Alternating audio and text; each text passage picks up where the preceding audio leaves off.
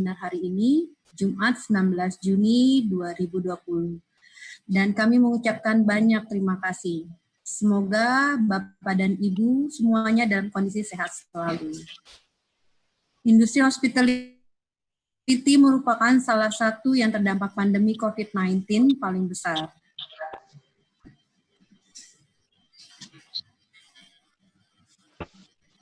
Halo, tes connection dulu. Halo. Oke. Ya, halo. Tony, can you unmute your? Okay, thank you. Oke, selamat siang semuanya. Saya ulang dari awal ya, menyapa dulu semuanya peserta yang ada di sini. Selamat siang. Assalamualaikum warahmatullahi wabarakatuh. Salam sejahtera bagi kita semua. Om Swastiastu. Nama saya Nova Kristina dan senang sekali Bapak dan Ibu dapat meluangkan waktu untuk mengikuti webinar hari ini, Jumat 19 Juni 2020. Dan kami ucapkan banyak terima kasih. Semoga Bapak dan Ibu semuanya dalam kondisi sehat selalu. Industri hospitality merupakan salah satu yang terdampak pandemi COVID-19 paling besar. Berbagai kebijakan pergerakan masyarakat, pembatasan sosial, dan penutupan akses perjalanan membuat okupansi mengalami penurunan yang signifikan. Hal ini memaksa industri hospitality untuk mampu beradaptasi terhadap kondisi dan bersiap-siap menghadapi fase tatanan kehidupan baru sebagai akibat dari pandemi. Tidak bisa kita pungkiri bahwa profesi arsitek kita juga berpengaruh pada bisnis hospitality ini. Sehingga kita ingin tahu di masa yang akan datang ketika memasuki era tatanan kehidupan baru, apakah para investor dan pengusaha hospitality masih ingin mengembangkan bisnis mereka atau apakah mereka masih berkenan untuk memulai hospitality yang baru. Lalu bagaimana dari sisi desain arsitektural agar bisnis industri ini tetap bisa berjalan di masa yang akan datang yang harus beradaptasi dengan virus COVID-19. Kita akan mendengarkan pendapat dari dua orang panelis yang ahli di bidang mereka masing-masing. Anthony Cannon yang merupakan pelaku bisnis hospitality di Australia dan Bali, serta arsitek Dr. Tan Lukman, arsitek Malaysia yang sangat berpengalaman, dan arsitek Igede Mahaputra dari Universitas Maladewa sebagai moderator. Atas nama Ikatan Arsitek Indonesia Provinsi Bali, kami ucapkan terima kasih serta apresiasi yang sebesarnya kepada para sponsor sehingga acara ini dapat terselenggara dan juga Warganet sebagai media partner webinar ini. Welcome everyone. Welcome to the webinar of Indonesian Institute of Architects Bali chapter. Today webinar is Hospitality Design Adapting to New Normal. My name is Nova Kristina, and thanks so much for those of you who are able to join us today, Friday, 19 June 2020. We hope you are staying healthy and safe. And today's topic, we are talking about hospitality design. No industry has been as badly impacted by current pandemic as the hospitality industry. Various community movement policies, social restriction and closure of travel access have made occupancy significant decrease. And the question now, what comes next?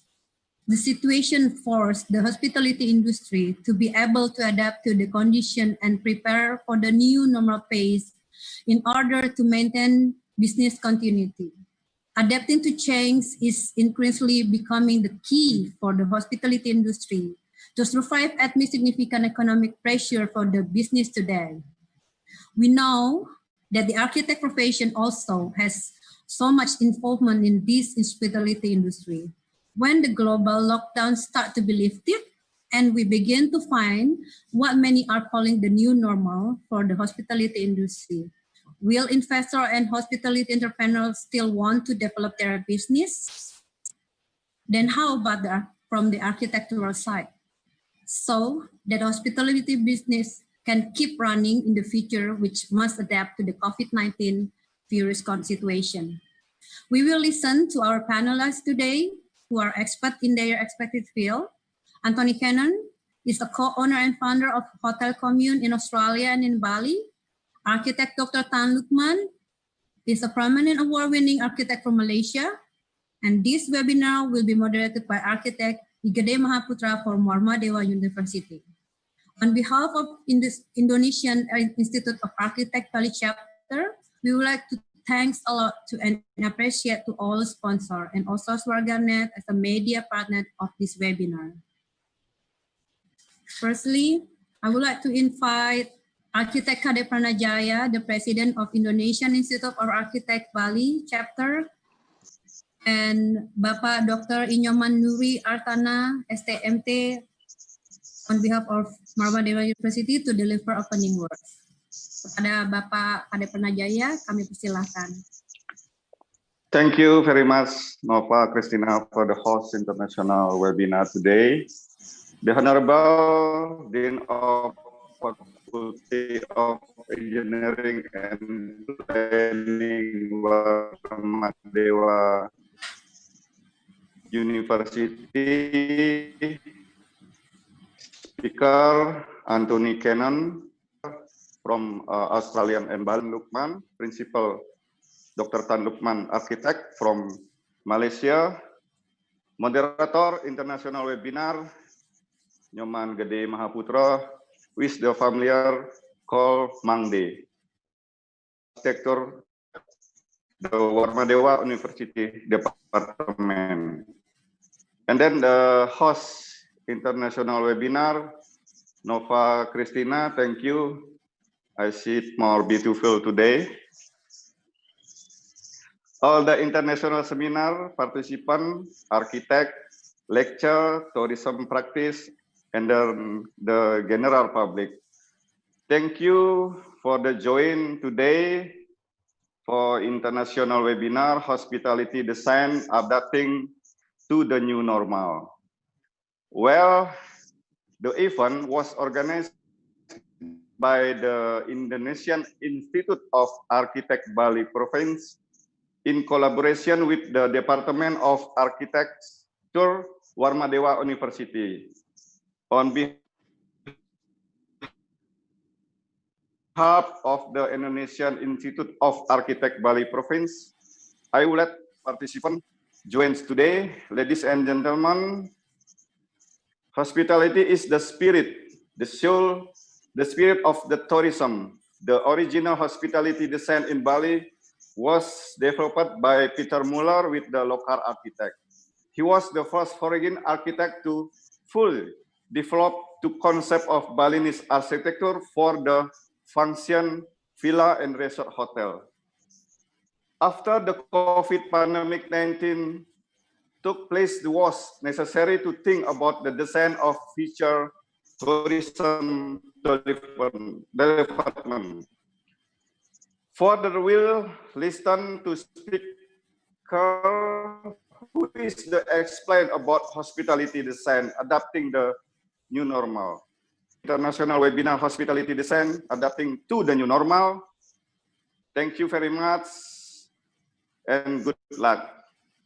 Okay, Nova, thank you. Thank you, Pak Kade. Bapak Nuri, dipersilahkan.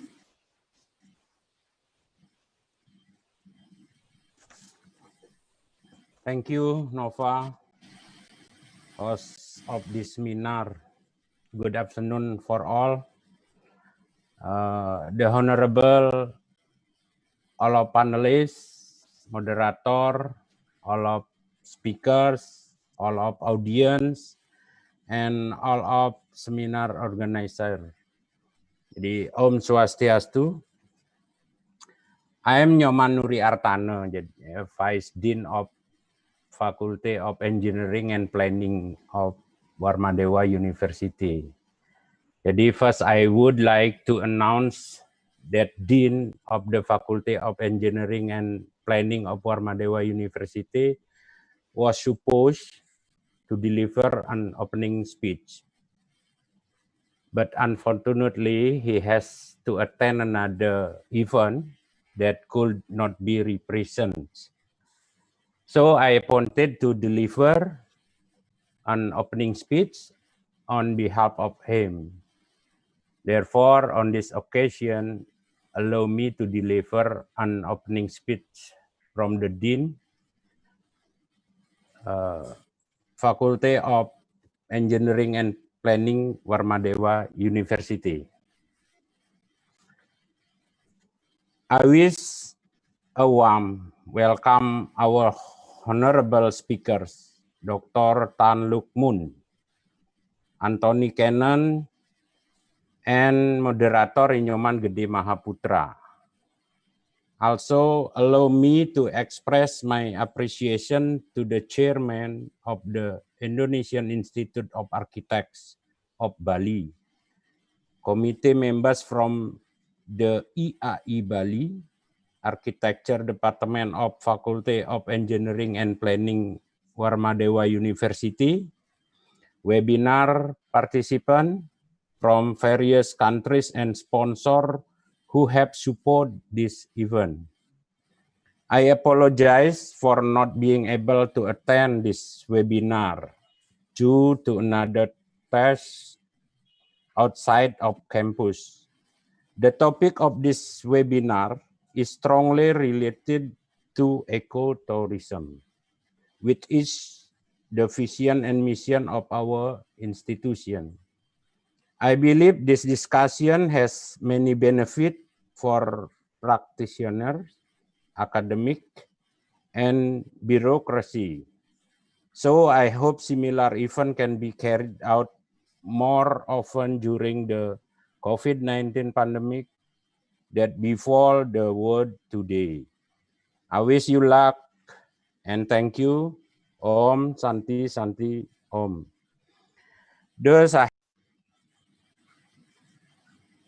Terima kasih Pak Nuri. Sebelum kita masuk ke program utama, kami mengundang Bapak Andreas dari DP House, salah satu sponsor acara webinar hari ini, untuk memberikan presentasi. Before we continue to our main program, I would like to invite Mr. Andreas from DP House, one of our sponsor, to deliver his presentation. Andreas, silakan. Oke, selamat siang Bapak, Ibu, rekan-rekan sekalian. Terima kasih Bu Nova untuk introduction-nya. Salam sehat untuk kita semua yang ada di sini. Harapan saya kita semua di sini dalam kondisi yang baik dan semangat ya untuk menyambut new normal ini. Perkenalkan, nama saya Andreas dari DP House Style Gallery. Kami bergerak di bidang distribusi material porcelain tile, atau mungkin di Indonesia ini lebih banyak dikenal istilahnya sebagai homogeneous tile atau HT atau granite tile ya. Sebelumnya saya ingin mengucapkan banyak terima kasih dan apresiasi dulu sebesar-besarnya kepada seluruh pihak yang telah memberikan waktu dan kesempatan kepada kami DP House untuk memberikan presentasi singkat ini. Pertama kepada Graha Adika Jaya selaku partner dan distributor dari DP House untuk area Bali, dan juga terlebih kepada IAI daerah Bali, sekaligus kepada Prodi Arsitektur dan Fakultas Teknik dan Perencanaan dari Universitas Warmadewa. Terima kasih untuk kesempatannya, terima kasih untuk kesediaannya untuk mendengarkan presentasi kami. Oke, saya akan mulai saja presentasi hari ini. Seperti yang diintroduce sebelumnya oleh Ibu Nova ya, dan juga oleh Bapak Ketua IAI Bali, yaitu Bapak Kadek Pranajaya, bahwa topik dari webinar ini adalah Hospitality Design in the New Normal Era. Dan pada kesempatan hari ini saya juga ingin sedikit share mengenai sebuah teknologi dalam industri porcelain tile atau dalam industri HT yang sedikit banyak sebetulnya berhubungan dengan cara kita beradaptasi di new normal era ini, karena dia berhubungan dengan kebersihan dan kesehatan. Mungkin seperti yang kita tahu bahwa pandemi COVID-19 ini betul-betul memaksa kita untuk beradaptasi ya. Lifestyle, gaya hidup kita dipaksa untuk berubah, dan sebelum adanya vaksin dan sebelum adanya obat itu ditemukan, kita dipaksa untuk menyesuaikan diri gitu. Dan termasuk di dalamnya cara pandang kita juga dalam membuat sebuah desain, baik itu misalnya untuk project residential atau project commercial, desain apapun lah. Sebagai contoh singkat, sekarang privacy dan hands-free teknologi juga menjadi faktor penting dalam mempertimbangkan sebuah desain, khususnya untuk area publik. Sirkulasi udara, lalu tempat ruang terbuka, tempat berolahraga itu juga menjadi lebih penting dari sebelumnya. Dan Jika kita lihat cara berubahnya lifestyle dan cara kita beraktivitas, itu juga merubah cara pandang kita dalam membuat sebuah desain. Dan ketika cara pandang kita berubah, otomatis pemilihan material yang kita gunakan dalam sebuah proyek pun ikut berubah. Saya izin share untuk share screen saya untuk slide presentasi ya.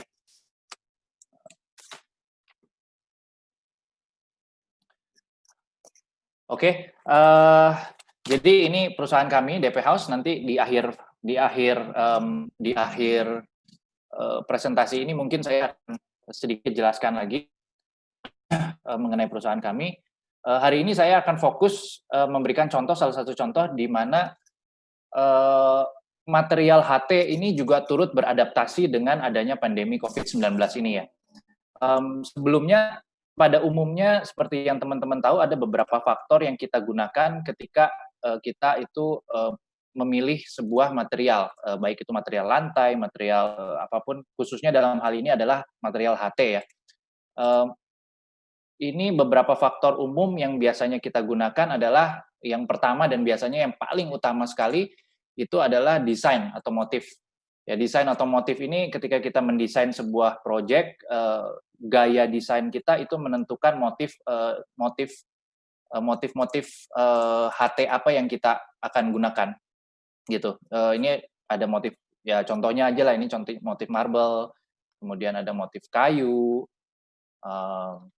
ada juga ini contoh-contoh foto HT ya, motif semen yang sekarang ini lumayan populer juga motif semen, motif batu, atau yang sebetulnya terakhir ini mulai naik daun lagi adalah motif terrazzo gitu. Dan teknologi dari HT ini sendiri sebetulnya sudah sangat matang sekali sehingga desainnya itu sudah betul-betul terlihat sangat natural gitu. Oke, dan faktor yang kedua juga adalah faktor ukuran. Ya, ukuran ini macam-macam lah. Ketika ruangannya besar, biasanya kita ingin menggunakan HT yang lebih besar ya. Mulai dari 60, 80 meter. Ya ini umum sih sebenarnya, sampai sekarang yang terakhir itu adalah ada ukuran slab size, atau di mana satu lembarnya itu bisa 3,2 kali 1,6 meter. Tapi yang lebih menarik menurut saya itu adalah sorry. Sebentar.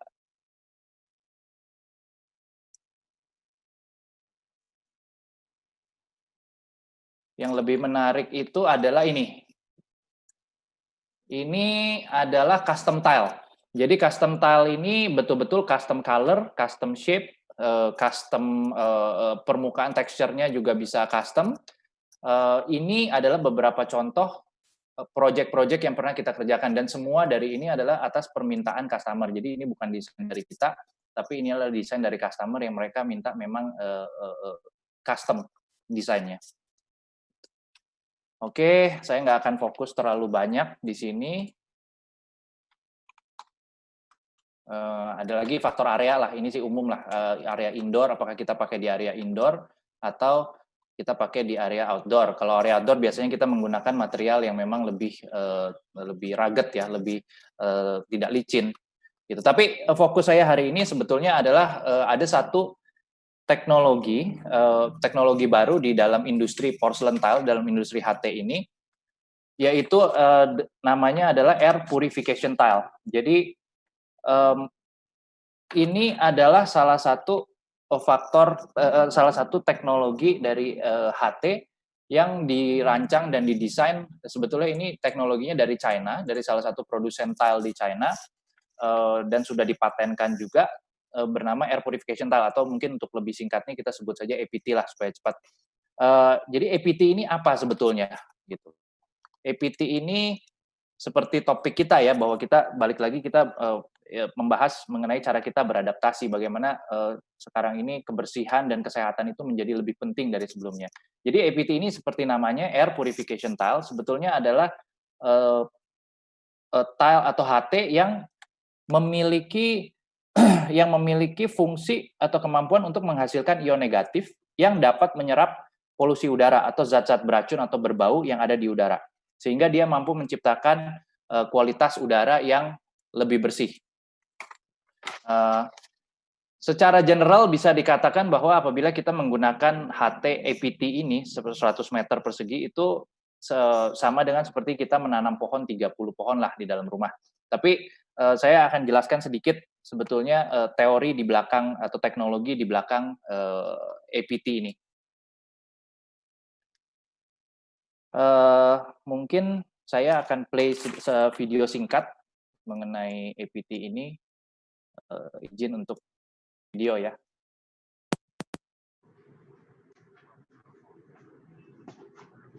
Sorry, ini ada suaranya nggak ya?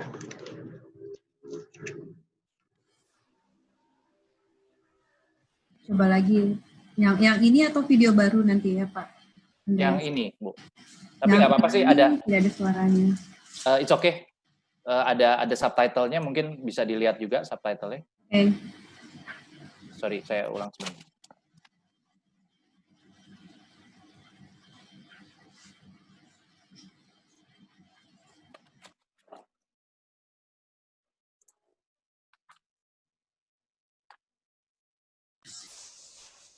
Andreas mau yang ini, mau ada suaranya video yang ini ya? Iya, tapi nggak apa-apa, Bu. Harus diulang dari awal. It's okay, nggak usah. Nanti saya jelaskan aja. Oke. Thank you.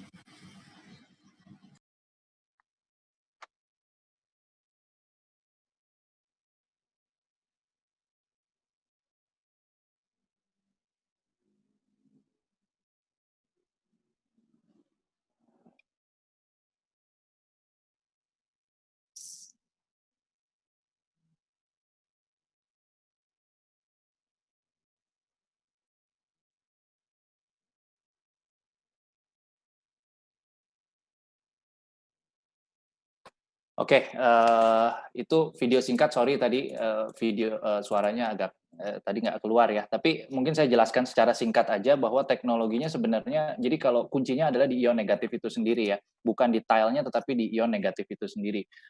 Hanya Dongpeng ini menemukan suatu teknologi di mana dia bisa memasukkan penghasil ion negatif itu ke dalam bodi daripada si HT itu sendiri.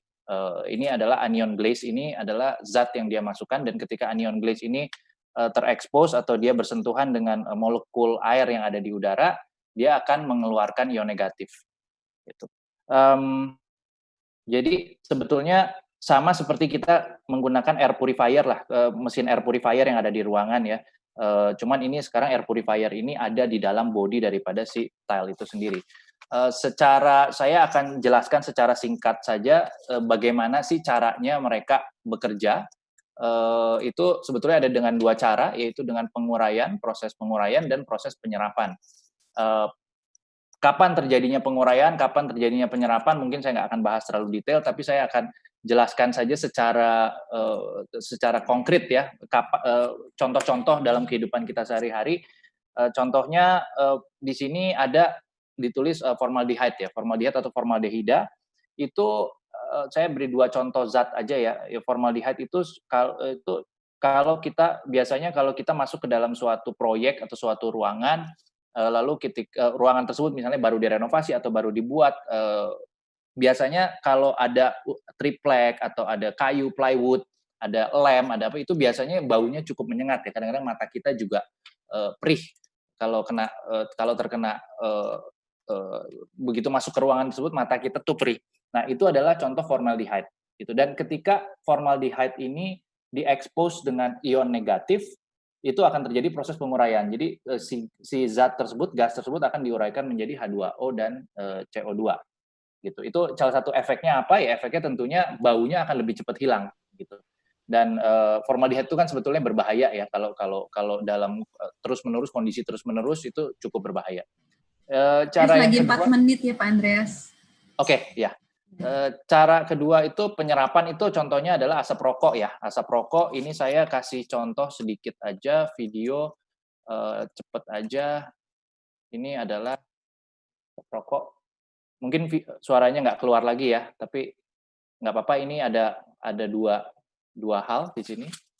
Ada dua chamber kanan dan kiri, kemudian dimasukin asap rokok. Dan ketika dia sudah penuh, asap rokoknya sudah penuh, yang kiri itu diekspos dengan ion negatif, sedangkan yang kanan enggak. Dan dia jauh lebih cepat gitu loh. Nah, jadi jauh lebih cepat hilangnya gitu. Nah, ini sebetulnya itu contoh konkret aja sih bagaimana si IPT ini bisa bekerja gitu loh. Dan seberapa benarnya ini bisa berapa betul, apa ini hanya marketing gimmick? Sebetulnya ini ada alat-alatnya, ada tesnya. Mungkin saya nggak akan jelaskan lebih panjang, tapi semua ini semua dites di lab independen di China, dan ada hasilnya semua. Dan APT ini angkanya dia bisa menghasilkan 1.500 sampai 3.000 unit ion negatif gitu. Dan itu adalah setara dengan apabila kita berada di ruang udara, ruang hijau terbuka gitu. Kemudian kemampuan APT sendiri untuk menyerap gas-gas beracun seperti formaldehyde, bensin dan lain-lain itu adalah 85% sampai dengan 92%. Ya, ini benefit secara umum lah ion negatif itu. Tapi dalam aplikasi sehari-hari, ya contohnya apabila kita pakai di dalam WC umum, bau-bau dari WC umum itu bisa cepat hilang. Gitu. Oke, mungkin sebagai penutup, ini adalah perusahaan kami, DP House Style Gallery. Ya, ini visi kami adalah happiness, deliver happiness through tiling. Jadi kita percaya bahwa desain yang baik itu akan membawakan happiness bagi penggunanya, dan ketika desain itu baik, dia harus menggunakan material yang baik. Gitu ya. Ini adalah beberapa brand yang kami pakai, yang kami punya. Kemudian kami sekarang ini ada di Bandung, di Bali ya di Geraha Adika Jaya, dan di Jakarta pusatnya. Gitu. Ini ada beberapa screenshot dari showroom kami di Jakarta. Dan di Jakarta sendiri kami berkolaborasi dengan desainer-desainer muda untuk setiap berapa lama sekali kami melakukan renovasi kantor yang didesain oleh desainer-desainer muda itu. Makanya kami sebut sebagai Idea Center. Oke, project secara cepat saja sih ini umum. Kami kerjakan proyek dari mulai retail, hospitality, dan lain-lain. Oke, terakhir saja ini saya ingin highlight sedikit mengenai pameran yang pernah kita ikuti. Ada Home Deck, Indobuildtech, ini umum. Tapi yang terakhir sebetulnya kita pernah juga ikut di pameran terakhir sekali, yaitu di ArcID. Ini diselenggarakan oleh IAI, Ikatan Arsitek Indonesia. Waktu itu ini bertepatan dengan sebelum pandemi COVID-19 itu mulai serius di Indonesia ya. Waktu itu masih dibuka oleh Bapak Menhub dan juga oleh Ketua IAI waktu itu almarhum Bapak Ahmad Juara. Ya ini contoh-contoh foto booth kami. Ya ini waktu itu seminggu setelah kami pameran ini selesai, Bapak Menhub waktu itu dideklar positif COVID-19, tapi untungnya beliau sembuh. Anyway, itu saja dari saya mungkin karena waktunya sudah habis. Teman-teman boleh kalau untuk informasi lebih lanjut boleh follow Instagram kami di @dphouseid atau melalui email atau melalui website kami atau WA. Oke, mungkin itu saja. Terima kasih untuk waktunya. Salam sehat, terus berkarya dan terus sehat. Oke, terima kasih Bu Nova. Saya kembalikan ke Ibu Nova. Terima kasih teman-teman. Oke, terima kasih Pak Andreas. Kami persilakan untuk Arsitek Nyoman Gede Maputra untuk host acara webinar hari ini. Without further ado, I would like to invite Arsitek Nyoman Gede Maputra to host today's webinar. Okay, thank you, Nova. Good afternoon, everyone. I would like to make this session less formal. First of all, I would like to say hello to everybody. Thank you, Pak Kadek Prana. Thank you, Pak Nuri. Thank you juga Pak Andreas. Before we jump into the content of this webinar, I would like to give some background information on the issue that we would like to discuss today, adapting to new normal. I have some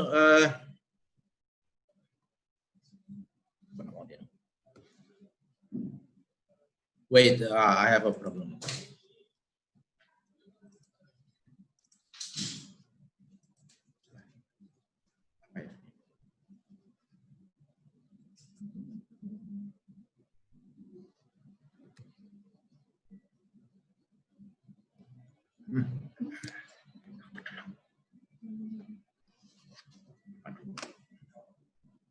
Okay, I would like to give some background information before we jump to the main content, adapting to new normal. This morning, I checked some statistics that the coronavirus or the COVID-19 has affected 213 countries in the world, and it affect with total more than 8 million cases. So, but the recovered cases, this is the good thing, that the recovered cases is more than 50% with 4.5 million.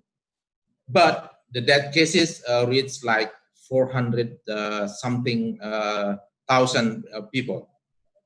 So now the consequences of this COVID-19, countries are closing the airport, banning international travel, and this has causing tourism industry collapse. Countries and locality, those depending their income on leisure-related businesses, are facing difficult situation. We know that several promising measures, such as I have news from my colleagues in Oxford University that they already developed vaccine and some medication, but we are not convinced yet that this pandemic will end soon. So what is happening now? Tourism business are now in a state of confusion. We are forced to adapt the new situation, including the design sector, such as architecture. We have some questions here. Will the situation recover soon? How will architectural we adapt the new normal? What should we consider in designing hospitality facilities in the new normal situation? How can we be ensured that our design has been adapting the new normal? Today we have two prominent speakers. The first one is the co-founder of Commune Resort, Tony Cannon from Australia, who is very experienced in investing industry. And the second one is Dr. Tan, who is the award-winning architect from Malaysia. Okay, without further ado, I would like to introduce you to who will speak first, Tony or Dr. Tan. Tony first. Okay, Tony, you can start first by presenting your opinion about these issues. Okay, Time can you is hear yours. me? Yeah, time is yours, Tony. Okay. Just one second.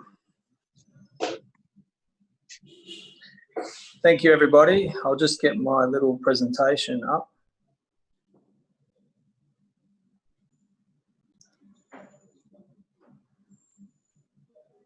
Okay. Yeah, thank you. Welcome, everyone. Just one moment.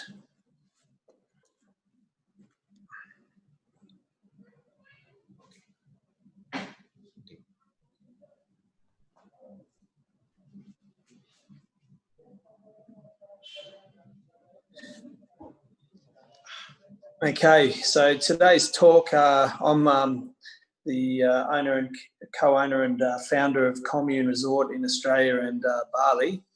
I'm right in the middle of this COVID-19 situation, experiencing all the pain and various issues that are coming to bear as a result of this pandemic.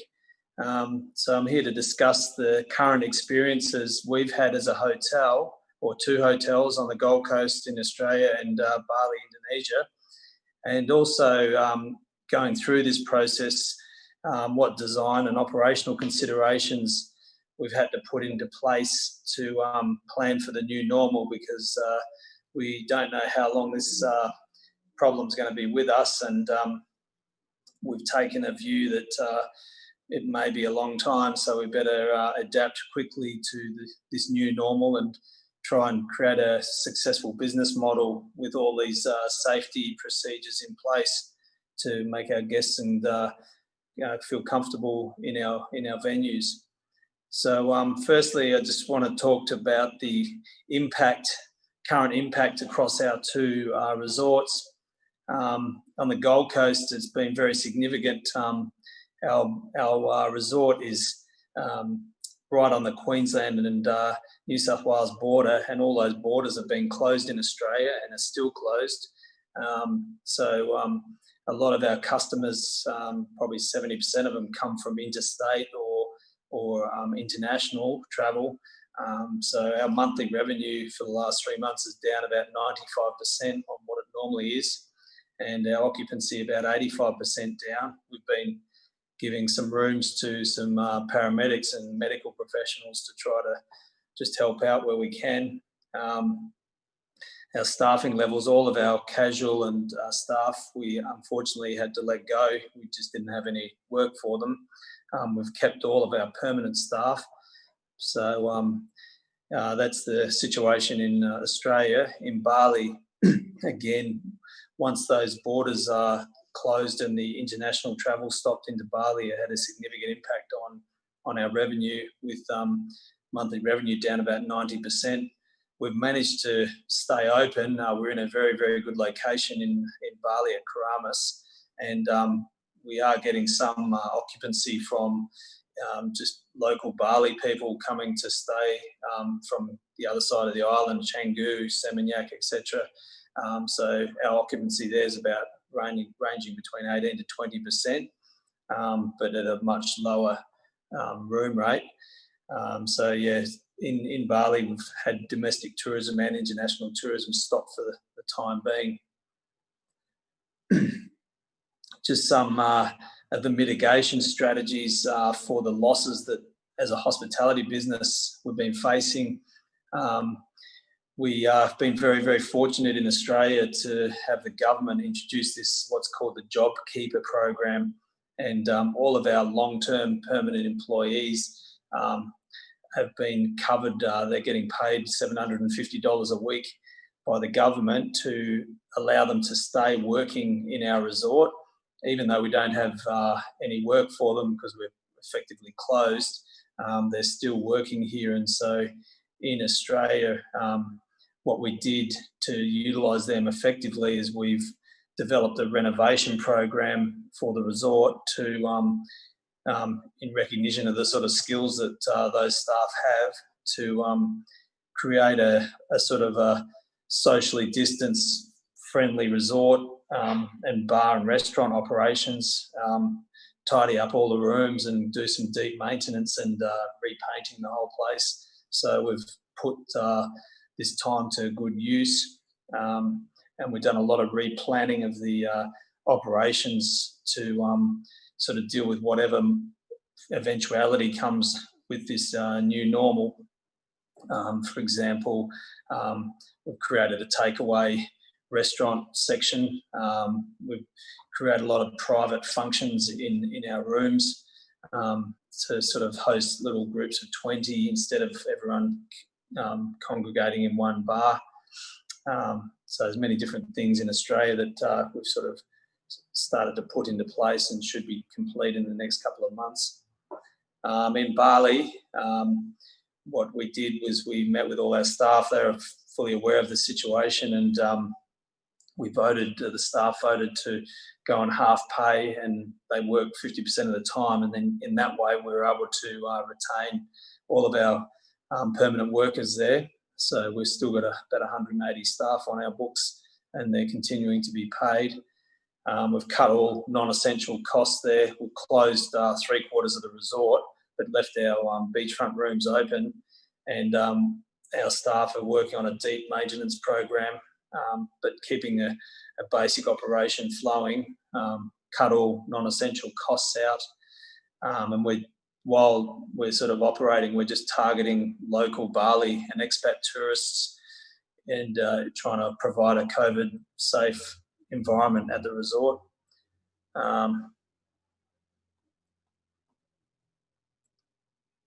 So just taking us through to sort of the post-COVID recovery and some of my thoughts on what that may look like. There's three sort of models that are sort of possible for a post-COVID recovery. There's what's known as the V model, where we go to the bottom and, a vaccine might be found, or the virus goes away, and we have a very sharp and recovery. That's obviously what we all hope for. Whether that will happen is another thing, and it depends on a lot of unknown factors. Whether they will get a vaccine in place or find another medicine that works, or what the progression of this virus through the community is. But we're sort of not planning on that at this stage. There's a U-shaped model where it's a much more gradual process of recovery, and that may be where some places like Australia's been very effective at containing the resort and stopping the community transmission, and they can have a phased reopening and a gradual recovery, and sort of people adapt to this new normal situation well, and that's sort of model number 2. And the third one is an L-shaped model where we go down to the bottom and then we stay along the bottom for a long period of time. There's no vaccine or no sort of major breakthrough. So that is a definite other possibility, and what I hope doesn't happen in Indonesia or Australia, but one that needs to be planned for. Sorry. So just moving along. In Australia, Australia and Bali share a pretty unique relationship. In our hotel, 70% of our customers come from Bali. So it's a very, very important marketplace for the commune. In Australia, they jumped on the COVID situation very hard and fast. They locked the whole place down pretty much on the 23rd of March. For our business, that meant we weren't allowed to trade our bar, and our accommodation. We were banned from having tourism guests. That only came back online on the 1st of June this year. And we're still only allowed to have 20 people in our bar, so we're running a very limited operation. But the impact of that across the board in Australia has managed to pretty much stop the community transmission of the virus in all states bar Victoria at the moment. And so as a consequence, our governments are looking at relaxing some of these restrictions in a decent way about mid-July, once they assure that they've got this containment of community transmission. So we're in a unique situation, Australia and New Zealand, where we've got a containment situation of the virus, and I'm sure the government here doesn't want to allow or risk that. And at the moment, everyone coming in from overseas internationally are being put in a monitored quarantine situation for 14 days, which you can imagine if you want to go on a holiday to Bali, having a forced quarantine at home or in a hotel adds a fair bit of cost and time and annual leave to your holiday. So it's unlikely, tourism will rebound strongly in that scenario. So my view for Bali, it's really urgent that it implements a Western standard pandemic response that lifts their COVID-19 testing rates and gives the countries like Australia and New Zealand and other travelling countries confirmation that international travels coming and going from Bali aren't going to bring virus back into Australia. And the Chief Medical Officer in Australia has been very, very careful and very, very conservative, and I'm sure that they're not going to unwind 3 months of hard economic pain here to risk travel to and from Bali unless they're 100% sure that Bali is at the same level as Australia and community transmission of the virus has been contained. So as a business in Bali, I believe the Bali travel industry and the architecture industry and all industry groups should work together to help bring the Bali COVID-19 response into line with some of the best case examples like Australia and New Zealand, that might be, asking hotels to donate some money to help test more of the Bali population, or help with contact tracing and all the other elements that have worked really well in Australia. So I'm hoping, as time goes on, that more businesses that are dependent on an economic recovery in Bali help Bali's medical response to this pandemic. In terms of the design issues that come out of or hospitality design, you sort of got to understand the post-pandemic consumer mindset. There's a few things that come to mind that people are looking for, and I've noticed it here, that they need to feel safe when they're going to a hotel or a venue, that they're not going to catch the disease. So some of the issues that the key issues is clear sanitation procedures in your venue, so that they're easily recognised by people coming, and that they can see that you're running a very clean operation. Trying to create your venues to avoid crowded spaces where people, get stuck in, lifts or corridors, or in restaurants where they sort of can't avoid or can't maintain a social 1.5 metre social distancing. And a lot of that comes down to, patron capacity and things like that. Travel will change significantly. So, planes that were once jam-packed with 300 people might be coming to Bali with 150 people. So the whole total population coming into Bali might be completely different. So hotels which have got, 600 rooms may want to think about, that they might not be viable anymore. They might need to convert it to less rooms and more open spaces.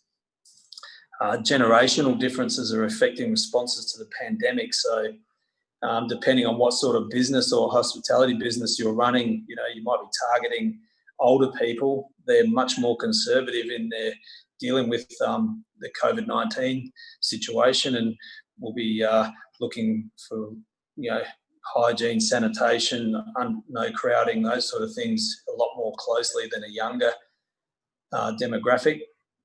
And again, I'm finding that in our business.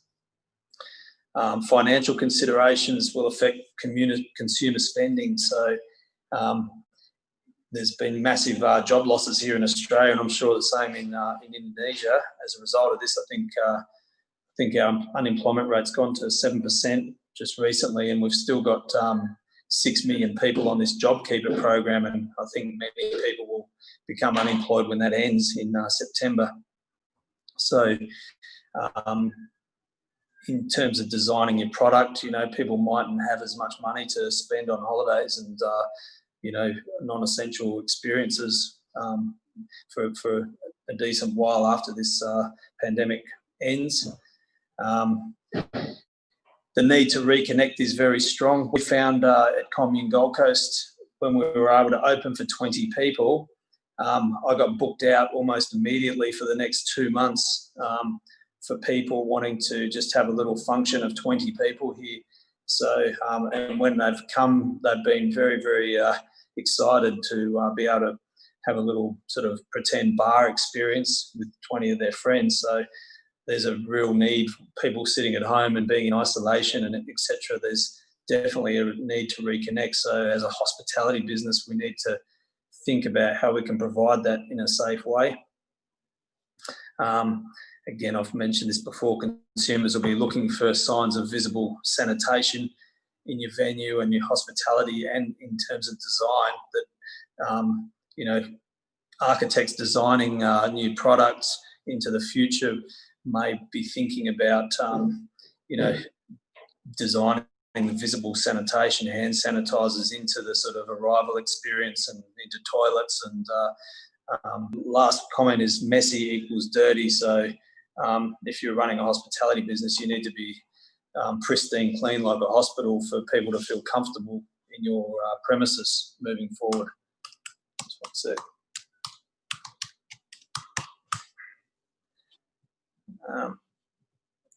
Okay. Yeah, so hotel design considerations. In new hotel design and also for existing hotels, replanning their facilities. Obviously, the first one is most important is the well-being of your staff. That they can, obviously protect their own health and be able to, be safe to deliver the service that they're providing to customers. So, some of the considerations is I always look at the flow of customers and staff, and as they arrive into commune, providing a first point of contact and sanitation, being able to make sure they're properly clean before they even enter their working areas, and provide all the necessary medical facilities. There's someone there who can help monitor their health, temperature, etc. on the way into the premise. We have in Commune Gold Coast have got a checklist and procedure that we follow every day for staff coming to work to make sure they're not going to come and spread the virus to someone or work while they're sick. Next thing is social distancing for both customers and staff. So when we're talking about the staff, planning of your work areas, or replanning your work areas so that staff aren't bunched in together. So, for example, Commune Gold Coast, our previous operation, I would stick probably 8 or 9 bar staff in a very tight area serving customers, and we'd have 6 people deep at the bar on a busy night waiting for drinks. We've had to replan that whole model. We've used technology, so we've developed an online menu. People can order off their phones, and we go to them to take their orders instead of the other way around. And we've replanned the whole venue to seating areas so that people can maintain social distancing and change the whole operational flow of the business. And I guess in new hotel design or major renovation design, planning for this pandemic response, there may be another one in the future that next time we're sort of can immediately kick into this mode and not suffer the sort of losses that have been happening. Record keeping. So for us to reopen as a business here in Australia, we've had to do a guest check-in process for all our customers. They've had to sign a registration form. We have to check and ask them some questions on their health. So then in a sort of design consideration, you would need to think about how you're going to manage people so they can't just wander into your venue without being checked. So some controls on the way in. We've had to redesign our entry points and stuff like that to make sure we don't have people just wandering in without going through that process. Hygiene and cleaning, design of your floor systems and all your tables and chairs and your bathroom so that they can easily be kept clean to the standard required of this COVID-19 experience, and also looking at materials and surfaces that don't foster COVID-19. So there's some that are retain apparently have properties that can not be conducive to the COVID-19, so they could be used. Delivery contractors, visitor controls. So when you're getting deliveries of food or stock, again, in Australia, for us to open, even for 20 people, we've had to set up procedures so all delivery drivers and food coming into the premises has a little process before it gets accepted into it. And contractors all have to sign our registration and go through the questionnaire. So having a system that makes sure that happens and stops that random people being able to wander in and spread the virus is important. So the last point, delivery and external contractor workflows. So just thinking about how all those systems and processes might work, and then providing those checkpoints in there to make sure it's done in a COVID-safe way. I've just put a couple little diagrams showing social distancing guidelines. So, in Australia, we've had the government authorities come down twice to our venue with tape measures, measuring the table separation, the way we've designed our venue, and you know, to be honest, it's not real pleasant for people. There's yellow caution tape, you know, running across half the tables, and it looks like a bit of a mess. So if you're an architect designing a new premises, you know, it would be much better if it was designed with some of these things in mind in the first instance, so it looks neat and tidy, and people feel safe. We're doing some replanning of Commune Gold Coast and creating a lot of booths that are fixed, and they're also done in a way they're separated from each other so they comply with these COVID safe rules. And you know, groups are sort of a little bit isolated with each other. We've spread them out over more of the venue so that yeah, we've managed to sort of maintain our previous capacity as much as we could to keep our revenues up. But that work's in progress at the moment. But yeah, some of these points, these private or semi-private dining opportunities, that's something we've been exploring, and we're building probably half a dozen private or semi-private dining spaces within Commune. Around our pool area, we're building these little beach boxes so guests can have, or groups of 10 or so can have their own little box next to the pool. It's yeah, sort of a new concept we've come up with in this process. Service pathways are comfortable for guests and staff, so they're not all walking past each other and being forced into tight areas. Just storage for excess furniture and equipment, and hand sanitation, you know, stations throughout the resort. They, you know, ultimately you want to build those in so they're sort of semi-permanent and not just plastic things on the wall that are going to get damaged long term once you start getting busy.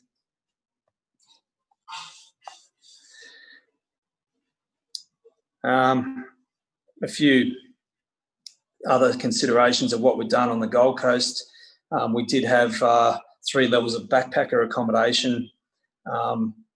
The rules for the backpacker accommodation were that we could only have 2 per room from different places. So that was not going to be viable at all when we have 8 to 10 people in those rooms. And so we've pulled all of those bunk beds and we've renovated the rooms to be 4-star hotel suites. We've built a lot of roofs over our outdoor spaces so that we could expand our undercover seating capacity to try and sort of maintain some revenues. We've changed the layout of operation of bars, so we're adding 2 new bars into the operations so that we can serve those people in those outdoor areas more effectively. And as I mentioned before, creating private function rooms and we modified one of our upper level guest rooms into another bar so we could further spread our customers into those areas. And all of the government authorities have been happy with what we're doing there. I'll just give you an example there. So this is a new sort of layout of how we're showing these booths, and the booths have got separation between them so that they sort of comply with the social distancing rules. There you can see little beach boxes. So we're building these little huts around the pool. They're all private and isolated. They can open up to the pool area, but people in there sort of can be safe from the next group, and we'll book them out as a package with a minimum spend. And as I said, we've converted our penthouse actually to a permanent bar over this process. Our accommodation bookings are down, so we thought it would be better to use this as a bar space. So we're selling that space and converted some of the beds in there into actual seating areas, and are operating that and just charging a minimum spend for people to come up there with 20 people. And as I said, that's been very popular. It's been booked out up until the end of July. So yeah, that's the end of my talk. want to wish everyone my thoughts and prayers for a safe and successful journey through this crisis, and hope that we get through it the other end. Humans are very good at adapting, and I'm sure we can adapt to this situation and come out the other end successfully. All right, thank you, Tony. Your presentation is concise with time. It's exactly your time is up, and then we will move to Dr. Tan. Dr. Tan, are you there? I couldn't see your. Oh yeah, I see you. Hi.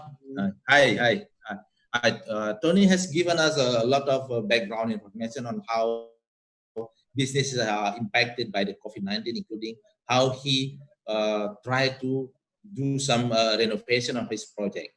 Now it is your time to do your presentations. Can you give us your opinion about this issue? Yeah. Time is yours, Dr. Tan. Thanks, Tony, for the great presentation, and thank you, Noah, for the kind invite.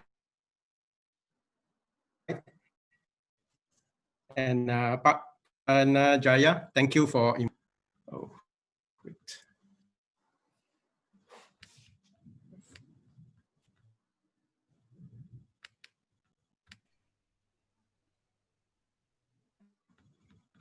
Just give me a few moments.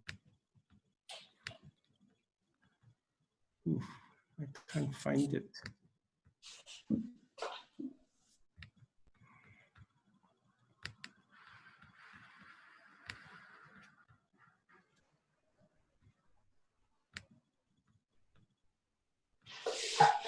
Sorry, I'm just trying to find my slideshow.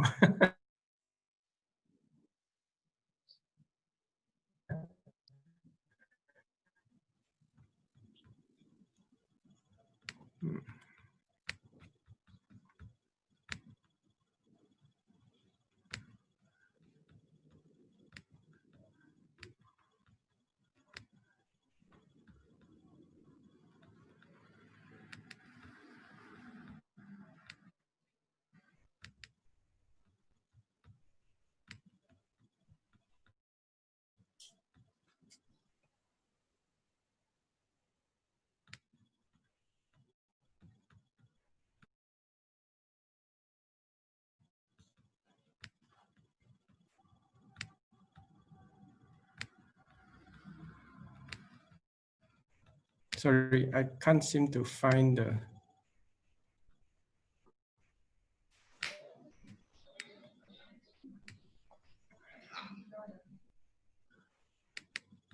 Can you see that?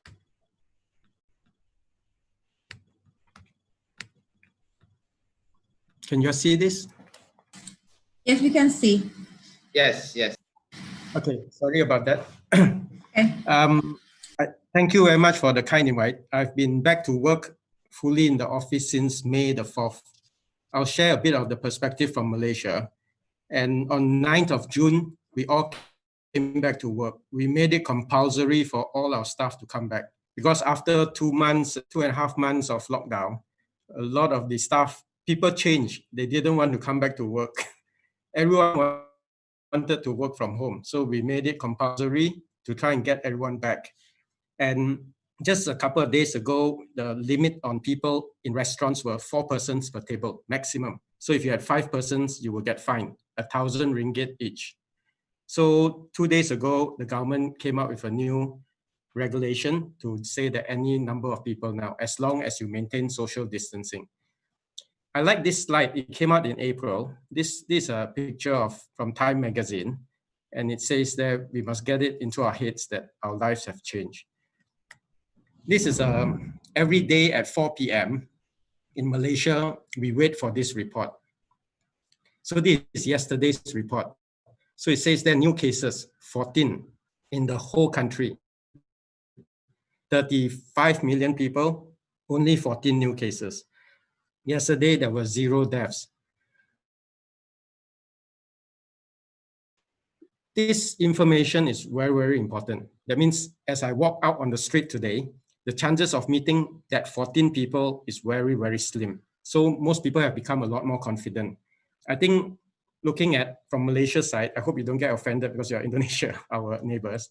We are very worried about Indonesia because we don't see this kind of report coming out. Now, if you don't do it I know Indonesia is very big and wide, but even looking at Australia, they do it state by state. I think if Bali, you all do this, it will help you a lot. Confidence will come back very fast. So when I saw the numbers going below 30 people, with new cases, I forced my whole office to come back. So this information is very, very important. If you cannot do it for the whole Indonesia, for Bali, you was being confident of coming back. I'll show a bit of some of our projects, but it's a talk, so I have to throw in a few. Square box, it's actually a billboard. So on it we project information. So I think even in your hotels and the resorts you do, it's good to use part of the building to become a storyboard to say that, okay, how confident of it. So what we did was, in our earlier work, we have also become a lot more conscious of nature, of including nature and the environment, keeping the ventilation and daylight, and even preserving old trees, etc., and making that part of the architecture that we do. So on the other side of the billboard, we projected this word, stay safe. And in many sense, people drive past and they think that we are hospital. They think that we are telling a good story, and it's just on the wall, and it's a projection at night. Daytime is also just text on the wall. I just want to touch on another small project we did, because this is, I think Tony mentioned that you all closed down all your backpackers. We did this in Malacca, and it's in a historical area, and we call it a Flashpackers Hostel. It's been open for about 4 years, and it's always been #1 in terms of TripAdvisor. So I want to highlight this project because before the lockdown, it was one of the most Instagrammable places. People were coming there and taking wedding photos on the facade, and the interiors were very, historically heritage, and we had male and female combined toilets. Why I want to share this is because this was part of the past 5-10 years. The economy was a shared economy. Airbnb prospered. We got Grab, you got Kojak, you got car sharing and everything. So what we are finding today is we're not so sure people like to share bathrooms now because of the COVID. So this is something that has come back to us, and the whole Nomaps was designed to share. Okay, and this is the common. You come down for breakfast, you make your own breakfast, you wash your own plates and cups, and you get to know people, you meet people. But I'm not so sure people want to share cups anymore as well, unless there's a way you can sterilize it. So this was very popular pre-COVID, and suddenly now in the lockdown period, maybe the whole shared economy has taken a hit. I want to touch a bit about our experience in Malaysia and what my observations have been. I think for the hospitality sector, it took a very big hit when the Diamond Princess story hit. It was a very sad story. Nobody knew how to deal with it, and they left the people on board, and a lot of people died, and it became a story of, it became the beginning of a big hit to hospitality. This is currently in Australia, the airport. I think this is Air Asia. And this is currently in Chinese airports where people arrive, you see they're all dressed up in PPE. And I think most of you already know this, but I'll just run through it very quickly. So they are basically a best case scenario. And best case scenario is that we find a vaccine 12 to 18 months, or we do testing everywhere. The testing becomes so efficient, the result can be within half an hour. You'll know whether you are actually carrying or you're not carrying. So the best case scenario, vaccine or testing. Another one is it disappears like SARS. SARS hit us like almost 15 years ago. and it sort of disappeared. So everyone goes back and they wonder what happened to SARS. And in some sense, if you look at the mutation of the virus doesn't want to die. It's actually inhabited a host body. And at the moment, the early part of the pandemic, a lot of people died, and so did the virus. But as it evolves and mutates, maybe it might become less dangerous and it might just disappear. Or everyone gets immunity, which is 5 to 10 years time. Now, what we have seen in Malaysia is that life is going back to normal. Yesterday, I was in a bar and it was back to normal.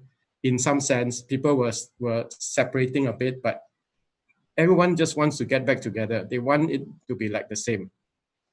The not so great scenarios is that we get hit by wave after wave and many people continue to die. And then life and society are changed irreversibly. So what I have observed is diversity is better than homogeneity. And in our design, because we are doing a lot of wellness centers for elderly, we have suddenly relooked at the whole concept of if you put all the elderly people together, they will all die. And there is such a dangerous composition to be of one type. So we are starting to look at mixing them back into a community. And then social distancing, and is it the end of the shared economy? Meaning that co-working, co-living, has it actually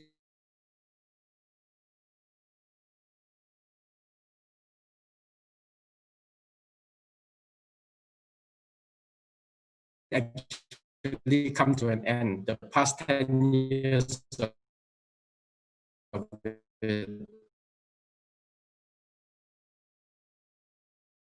Asia, and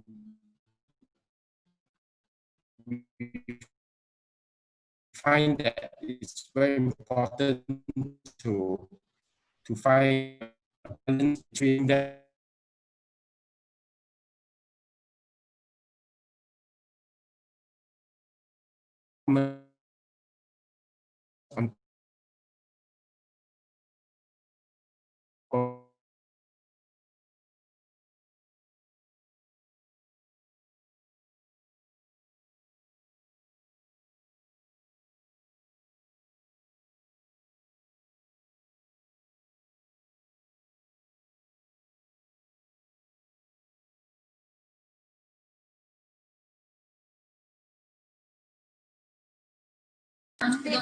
Okay, sorry everyone, this is about the connection. This is something that unknown. Monday. I think Dr. Tan's connection is out. Yeah. I don't know. Yeah. Okay, he's back.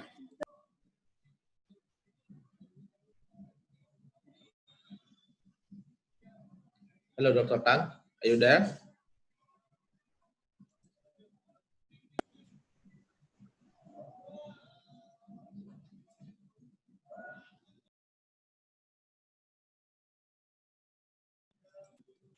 Hello, Dr. Tan. Are you there?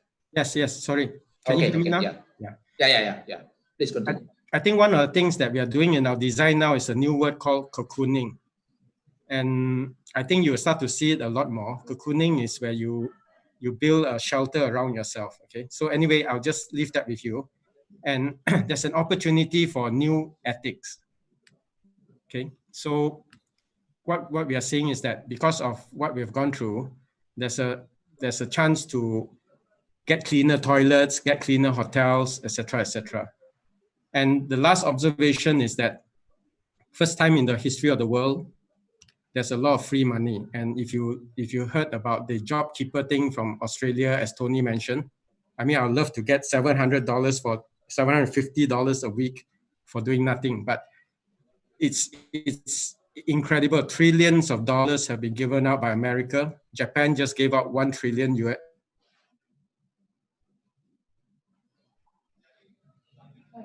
Nggak hilang dia, sinyalnya dia yang jelek. Ya, di Malaysia jelek kenal ya.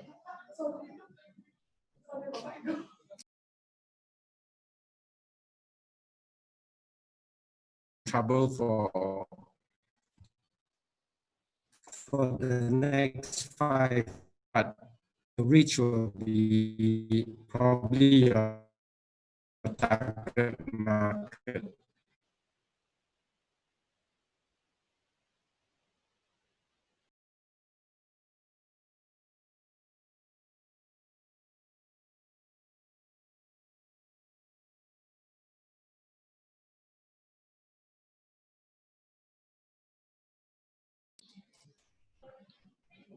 I think we lost Dr. Tan again.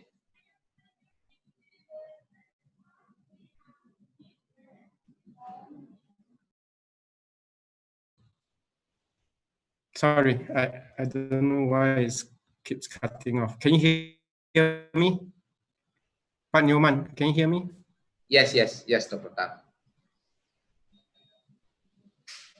Are you back? So I'll leave you all with this question. I think you must ask this question because you have equality. Who will come back and when? And I think the key are borders. How do we recover?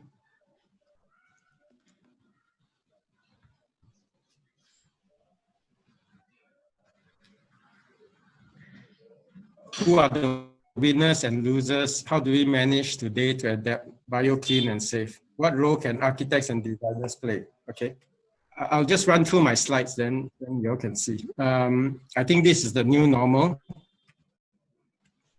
in offices and in the countries that are coming out of COVID. Schools.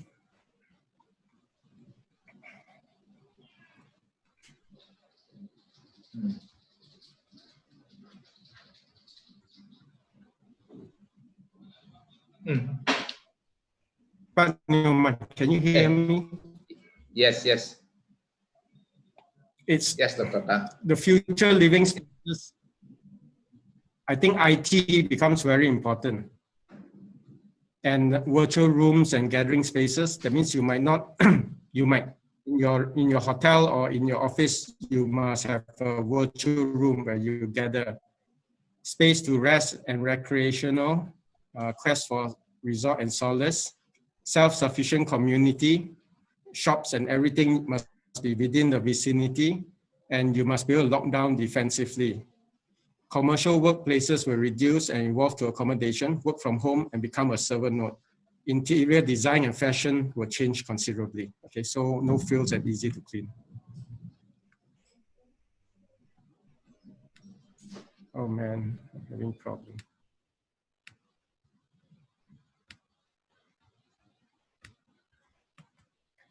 Okay, so if you are a designer, you should look at designing a face mask, because I think it will become as important as your smartphone. And this is Air Asia. This is your connection to the world. And this is our new uniform. And they are starting flights already internally, but not yet going out to Indonesia or somewhere. But you can see they are wearing all the face masks. When you come in, your temperatures are taken. And you know, this is no different from this. So in Star Wars, you find that they are all also dressed up like that. There are two ways to approach interior design. You either go very clean and sterile. There are no bacteria and viruses, and I just want to promote this. I believe that this is coming back. I think self-travel, which is why buy a car and why buy a house? So you can actually live in one and travel at the same time. Now, maybe there's room for this in Bali. In New Zealand, it's very popular, where you fly in and you get into your own van and you travel. So you can do a lot of things with it. You can also park it very closely by. You can also fly, and you can have incredible interiors. But I like to think that, and I think that Bali will come back. I think this is a magical scene of Pitamaha and the Ayung River. And I think Bali will come back very strongly. And people want resort and seclusion. We just launched a book on architecture during the lockdown. And it's called The Tropical Malaysian House. And we purposely launched it during the lockdown because everyone was just so stuck in their houses and apartments that we felt that, and the sales were quite incredible. So it's been pretty good. So with that, I would like to end. Yeah, thank you very much. Maybe I can take some questions. Yeah, sorry about the glitch. Okay. Thank you, Dr. Tanu, for your great presentation. It is interesting that you have said quite similar view with Tony Cannon that the world will change. We will not live as we did yesterday. So tomorrow will change a lot. Before you go to the question and answer, we will have a short break where Propan will present the product. So everyone, if you would like to ask question, you can just type in the chat room while we are also enjoying a presentation from Propan. Anybody from Propan who will do the presentation?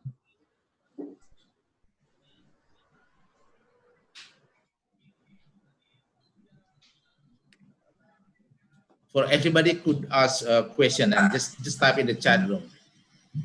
Pak Bayu, Bu Regi. Ibu Regi, can you unmute your microphone, please? Okay. Halo, sore. Okay, you can start your presentation while everyone can type the questions. Please do type your questions in the chat box. Okay. Please, Bu Regi.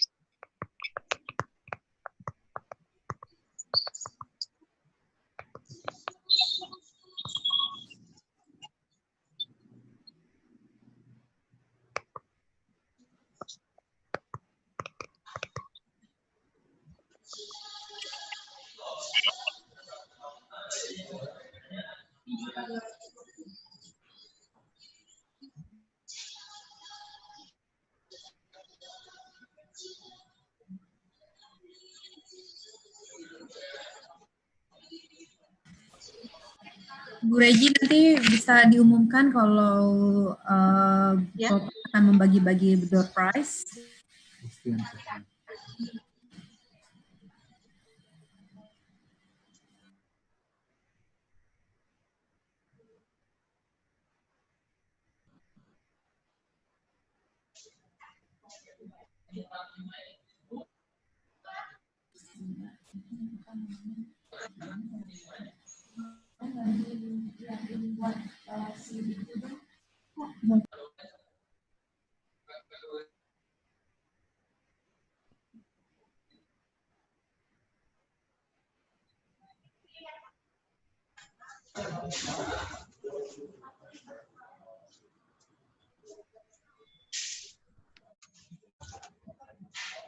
Ya, selamat sore semua peserta webinar hari ini. Saya mau memberikan sedikit presentasi ya mengenai produk Propan.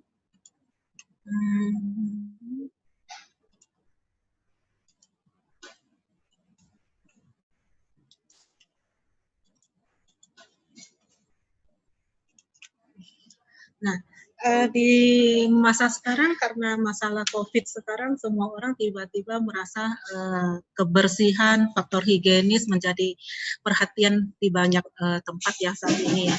Jadi Propan pun ingin sedikit sharing informasi mengenai produk yang mungkin nantinya akan berguna bagi para arsitek untuk mendesain sebuah fasilitas dalam sebuah building. Nah, untuk kali ini kita akan fokus di 4 sektor. Yang pertama adalah di commercial kitchen, kemudian ada car park facility, terus public area, dan hospital.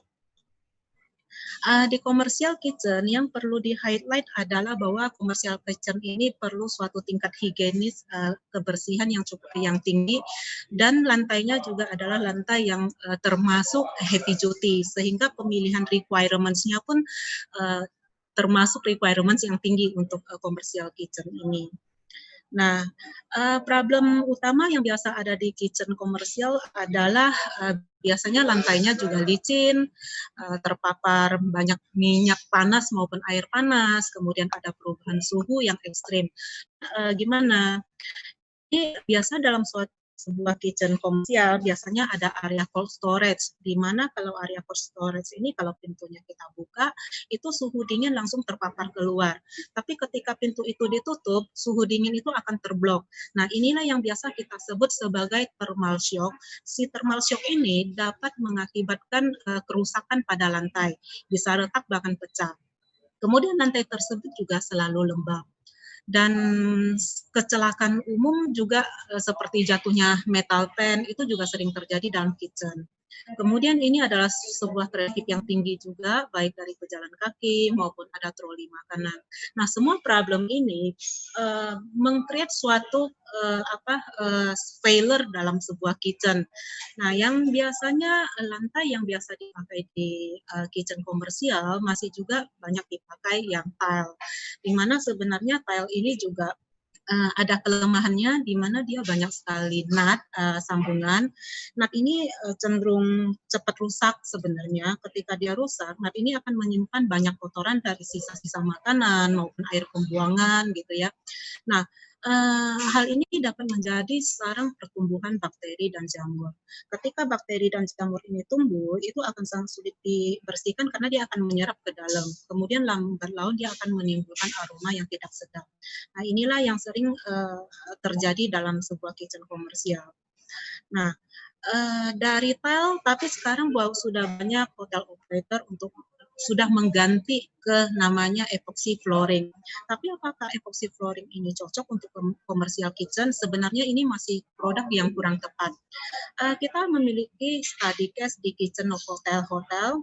Mereka menggunakan epoxy flooring seperti ini, terlihat di slide di gambar sebelah kiri. Epoxy flooringnya tuh masih retak, kemudian terkelupas. Ada juga beberapa area karena high traffic ini menjadi botak abrasi ya. Lalu kemudian kami menyarankan ada sebuah produk namanya Polyfloor PFT 613. Nah, apa sih PFT 613? Ini adalah sebuah sistem yang di masyarakat umum biasanya mereka mengetahuinya sebagai PU konkret. Nah, PU konkret inilah yang memenuhi beberapa kriteria yang dibutuhkan oleh kitchen. Seperti misalnya dari tingkat higienis, dia juga tanpa nut, tanpa sambungan, terus bisa terintegrasi dengan slooping yang baik sehingga tidak membuat ada genangan air. Kemudian dengan sistem flooring ini juga, ini bisa terintegrasi dengan sebuah paving, yaitu pertemuan antara dinding dan lantai ini dipasang paving supaya gampang dibersihkan. Kemudian dia juga mengandung, bisa dibikin sebagai slip resistant. Jadi ketika terpapar minyak, lantai menjadi tidak licin. Tetapi walaupun di sini kelihatan slip resistant, tetap lebih gampang untuk dibersihkan. Jadi tidak usah khawatir dengan sistem pembersihan, hanya menggunakan scrubber aja dengan mild deterjen itu sudah bisa dibersihkan. Kemudian dengan thermal shock, dia juga sangat tahan terhadap thermal shock. Kemudian juga dari kekuatannya dia memiliki mutu yang sangat tinggi sekali, Dan lantai ini juga sangat toleran terhadap mutu moisture ya, dan lebih fleksibel, jadi kita bilangnya sih memiliki crack bridging, sehingga waktu beton di dalamnya terjadi keretakan, dengan sistem PU konkrit ini dia tidak serta-merta ikut retak, jadi dia masih lebih fleksibel. Nah, tadi di awal saya bilang epoksi kurang cocok untuk di area kitchen, sedangkan yang cocok adalah PU konkrit. Ini ada beberapa perbandingan parameter. Yang pertama dari sisi higienis, food grade dua-duanya bisa food grade. Terus tanpa sambungan, dua-duanya sebenarnya tanpa sambungan.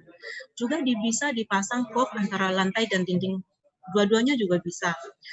Dari slip resistant dan kemudahan pembersihan, dua-duanya juga bisa. Kemudian chemical resistant dan strength antara epoksi dan PU juga sama. Nah, yang membedakan adalah 3 parameter terbawah ini, di mana thermal shock resistant untuk kelompok epoksi range ini sangat sempit sekali range-nya, dari 0 derajat sampai maksimum 65 derajat. Jadi ketika ada perubahan suhu, ini epoksi akan kemungkinan retaknya sangat tinggi. Sedangkan PU konkrit dia bisa tahan sampai minus 25 sampai plusnya 120.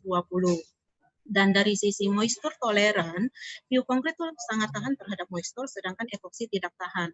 Nah, ketika ada moisture yang lembab, yang moisture kelembapan di area kitchen tersebut yang dipasang dengan epoksi, itu akan menyebabkan epoksinya blister. Jadi kayak gelembung ya, timbul gelembung, kemudian ketika kena traffic, mungkin terinjak atau terlindas roda, dia akan pecah. Nah, kemudian dia juga ketika beton kemungkinan terjadi keretakan di bawahnya, epoksi itu akan kemungkinan besar itu ikut retak. Namun kalau PU konkrit itu masih bisa cover keretakan. Nah, bisa terjadinya keretakan, gelembung yang pecah, sedangkan di dapur itu kan sering bermain dengan air, adalah tempat yang selalu basah. Ketika terkontaminasi air, si epoksi ini dia akan menyerap air tersebut, lambat laun semuanya akan terkelupas. Oleh sebab itu kita tidak pernah menyarankan epoksi untuk dipasang di area basah, terutama seperti di kitchen. Kemudian kami juga ingin memperkenalkan karpak coating. Kenapa sih membutuhkan sebuah karpak coating? Kalau dilihat dari gambar di sebelah kiri, kalau betonnya masih polos, tidak terproteksi dengan resin, umumnya lebih kotor karena kadang-kadang ada engine oil yang jatuh, dia akan meresap ke dalam beton. Kemudian dari environment-nya juga lebih kusam, lebih gelap, sehingga pengendara masuk ke dalam parkiran tersebut juga merasa kurang safe ya. Tapi setelah di coating, dia itu menjadi lebih terang, lebih bersih, dan lebih berwarna. Otomatis juga penggunaan cahaya sebetulnya juga lebih bisa efisien daripada di tempat yang gelap seperti ini, harus lebih maksimal penggunaan energi. Jadi dari energy saving sebenarnya adanya coating dengan resin itu lebih energy saving sih kalau kita bilangnya ya. Nah, karpet juga merupakan suatu tempat di mana menjadi first impression bagi si tamu atau pengemudi. Ketika turun ke bawah basement, menemukan lantai dan environment yang nyaman, tentu akan memberikan kesan bahwa pasti building di atasnya juga bersih gitu ya. Nah, ketika suatu karpak dibikin sangat bagus seperti ini juga sebenarnya bisa dijadikan ajang untuk berpromosi juga. Kemudian benefit lain adalah secara estetika itu akan sangat menarik. Kemudian dengan resin coating ini bisa dibuild dengan adanya slip resistant. Fungsi dari slip resistant ini adalah untuk memberikan suatu keamanan supaya tidak slippery, menghindari kecelakaan. Kemudian juga ketika mungkin di luar hujan, mobil masuk, kalau lantainya licin, biasanya decit ban itu sangat terasa, terdengar gitu. Dengan adanya slip resistant ini akan sangat mengurangi decit ban. Dari sisi tingkat abrasinya juga akan sangat kuat sekali. Jadi dengan adanya slip resistant, taburan pasir silika ini, untuk menjadikan lantai ini tergerus itu perlu waktu yang sangat-sangat lama sekali. Kemudian benefit lain tentunya adanya chemical resistant. Jadi ketika dari mobil terjadinya kebocoran seperti engine oil atau air aki, hidrolik acid, dia tidak akan penetrasi ke dalam lantai. Jadi akan tercover oleh si epoxy coating ini. Kemudian material ini sebenarnya juga bisa di-build untuk di-upgrade, memiliki lebih elastis, sehingga dia juga adanya fungsi hairline crack. Hairline crack ini maksudnya ketika beton retak, dia tidak serta-merta ikut retak. Dari bond strength-nya terhadap beton juga sangat kuat, kemudian bisa di-upgrade memiliki UV stable, sehingga warnanya tetap cerah, tidak yellowing. Bu Regi, maaf, Bisa tinggal 1 menit ya. Apa? Oh ya, oke. 1 menit ya. Oke, untuk public sektor area, kami juga ingin memperkenalkan bahwa tidak selalu dengan tile bawah, dengan epoxy flooring juga sebenarnya bisa di-customize sesuai dengan desain para desainer, lantainya mau dibikin seperti apa itu bisa. Dan walaupun single color di sini, tapi bisa didesain dengan sangat harmonis sekali, bisa disesuaikan dengan warna furniture maupun aksen di atasnya. Tidak perlu takut dengan sinar UV, karena di sini kita juga memiliki suatu produk yang tahan terhadap UV resistant. Kemudian untuk hospital, di zaman sekarang tentu akan banyak pembangunan hospital. Nah, Propan juga memiliki flooring yang sangat cocok untuk dipakai di hospital, seperti ada di surgery room dan X-ray room biasanya kan memerlukan anti-static floor. Propan juga memiliki anti-static floor dan ada juga antibacterial wall coating, sehingga terutama di ruang operasi ketika ada cipratan darah, material ini tidak stain. Jadi kecipratan darah juga sangat mudah dibersihkan tanpa adanya stain, dan untuk colornya juga udah UV stable. Kemudian seperti di koridor bisa menggunakan durable epoxy coating, di mana sangat tahan terhadap abrasi dari traffic berat seperti ranjang pasien dan troli. Itu aja sih. Oh ya, ada concrete requirement-nya juga. Pertama, mutu beton sebelum dipasang epoxy maupun biokongkrit harus memiliki mutu K300 usia lebih dari 28 hari. Kemudian moisture di dalam beton juga maksimum 4%, dan harus sudah di trowel finish. Kemudian permukaannya juga memiliki flatness yang cukup baik. Kepada teman-teman peserta meeting hari ini, kami ada giveaway. Siapa yang bisa menjawab produk apa yang paling cocok untuk komersial kitchen, jawabannya bisa di chat box, nanti bisa mendapatkan hadiah ini. Oke. Kalau ada pertanyaan bisa menghubungin kami, bisa lewat telepon maupun WA ke 0815-138-70-888. Terima kasih. Terima kasih Bu Regi. Untuk door prize-nya bagaimana Bu Regi? Door prize tinggal tadi pertanyaan produk apa yang cocok dipasang di kitchen komersial, tinggal jawabannya dikirim ke chat box, nanti pemenangnya akan kita hubungin. Oke. Bayu bisa monitor, Bayu.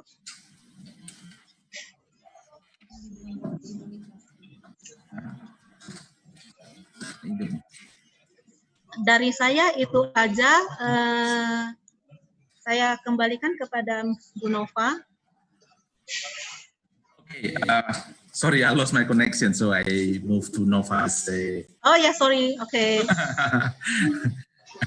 Okay, thank you, Bu Regi, for your presentation. Now we are entering the question and answer sessions. We have like 10 questions. From the participants. I think Brahmana Ajas, can you say your question, please? You have a good question, I think. Maybe you can directly ask the speakers. Hello.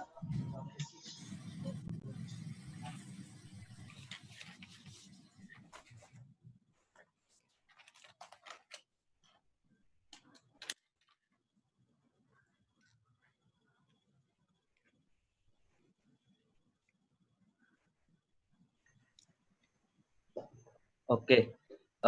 Thank you for the opportunity. My name is Ajas. First of all, that was a very good presentation from both the speakers. I'm interested in what Dr. Tan said about diversity is better than homogeneity. Would Dr. Tan like to give us more examples of diversity related to the new normal, please? Whether it is limited to the diversity of users or more than that, which maybe also includes the diversity of function, system, and or ecosystem in the context of hospitality design. Thank you. Okay, Thank you. thank you very much. Okay, you will answer directly, Dr. Tan? Yeah, okay. That's a very good question. I think I've been involved in green building and sustainability for a long time. And after I got involved in green building, I became involved in food security. That means I was interested in how to feed the nation. And I went into farming.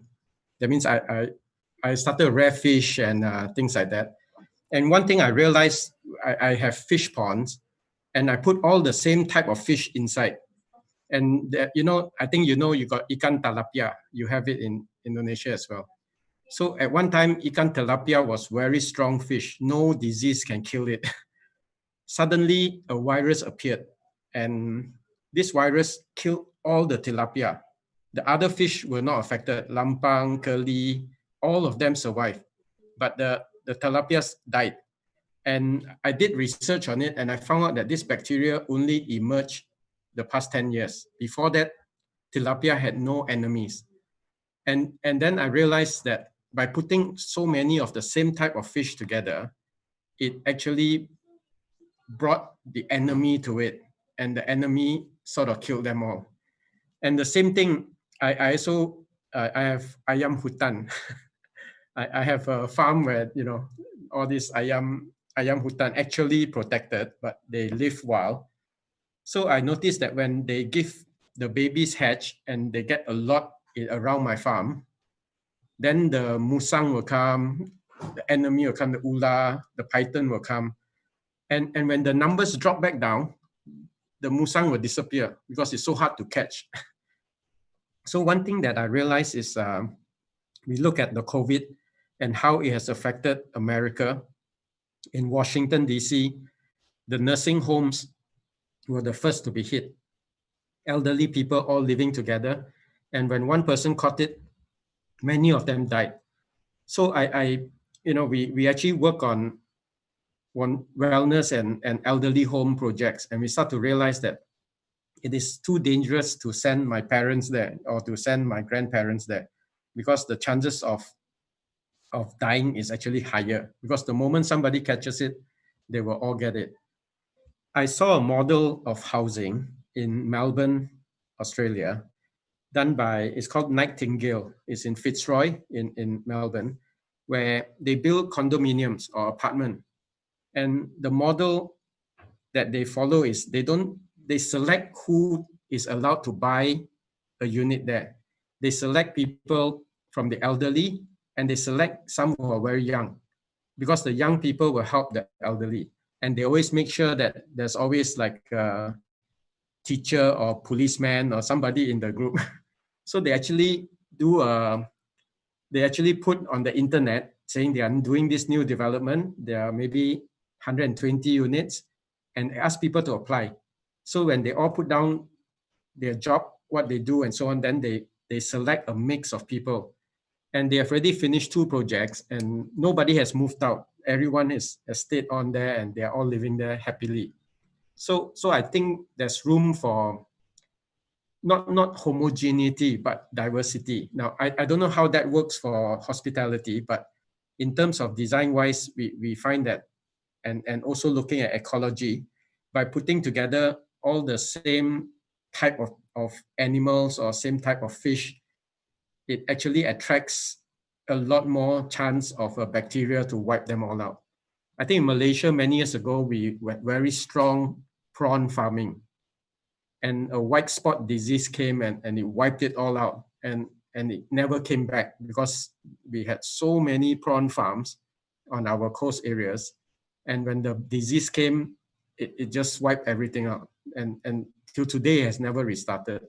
So I cite that as an example from what I've learned in nature, working with ecology, and also looking at what COVID has done to, and Italy is a perfect example where a lot of elderly people all just caught it and died.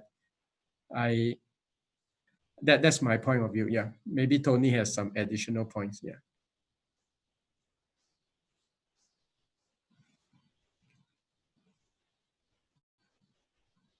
Back to you, Newman. Okay, thank you, Dr. Tan. I have one good question from Singapore. The question is, with all the measures established by the government, including the social distancing and new protocol in the new era, will this be the end of mass tourism? To Tony Cannon, do you think this will be the end of mass tourism? I think a lot depends on the progression of what happens.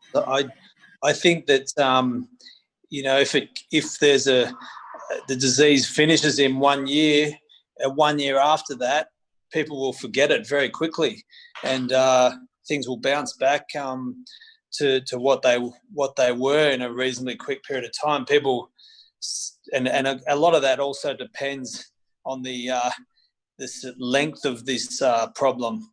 So if it's a drawn out situation where we keep having to go second and third waves, and it's 2 years or 3 years of economic pain, that could make such economic devastation. It will take a long time for it to recover, but I still think it will recover eventually.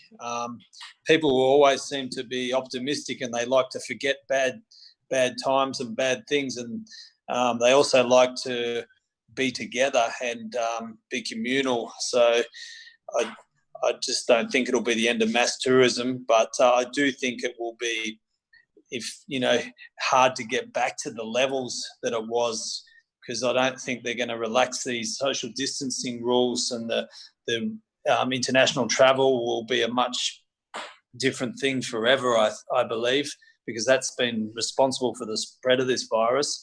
So I think that will be a lot safer and have a lot more strict medical requirements around it. So the numbers, I don't think, will return as soon as what we would have liked.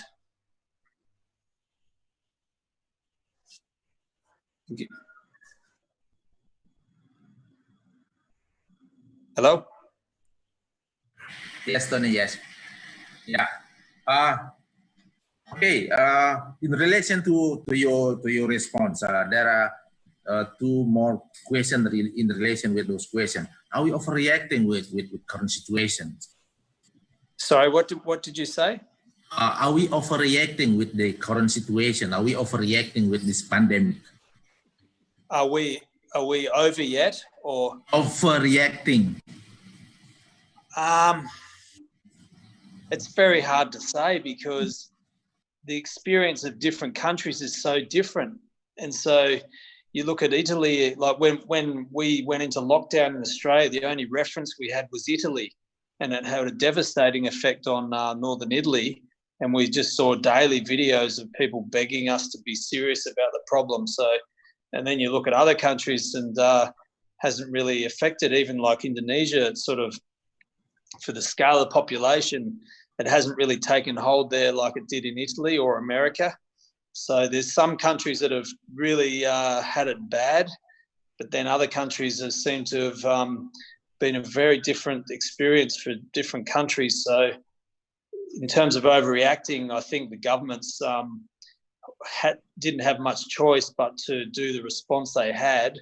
The big question now is the one that, once people have got an understanding and they've got the situation under control, is how quickly they relax things and get us back to as close to normal operating as possible.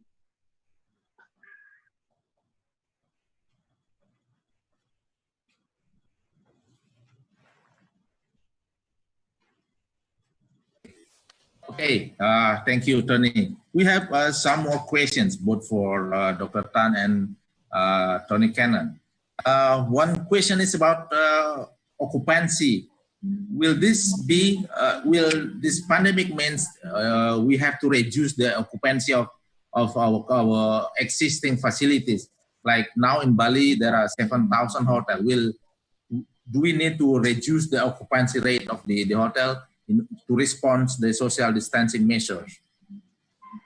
My view on that is that, you know, if there's 7,000 hotels, they're going to have to, there's going to be a massive oversupply of hotel rooms for quite some time, and businesses are going to have to come up with an alternative operating model to deal with the reduced occupancy. So, you know, where they might have had 100 or 200 staff, and they might have to operate under a whole different model with, you know, half their rooms closed for a period of time.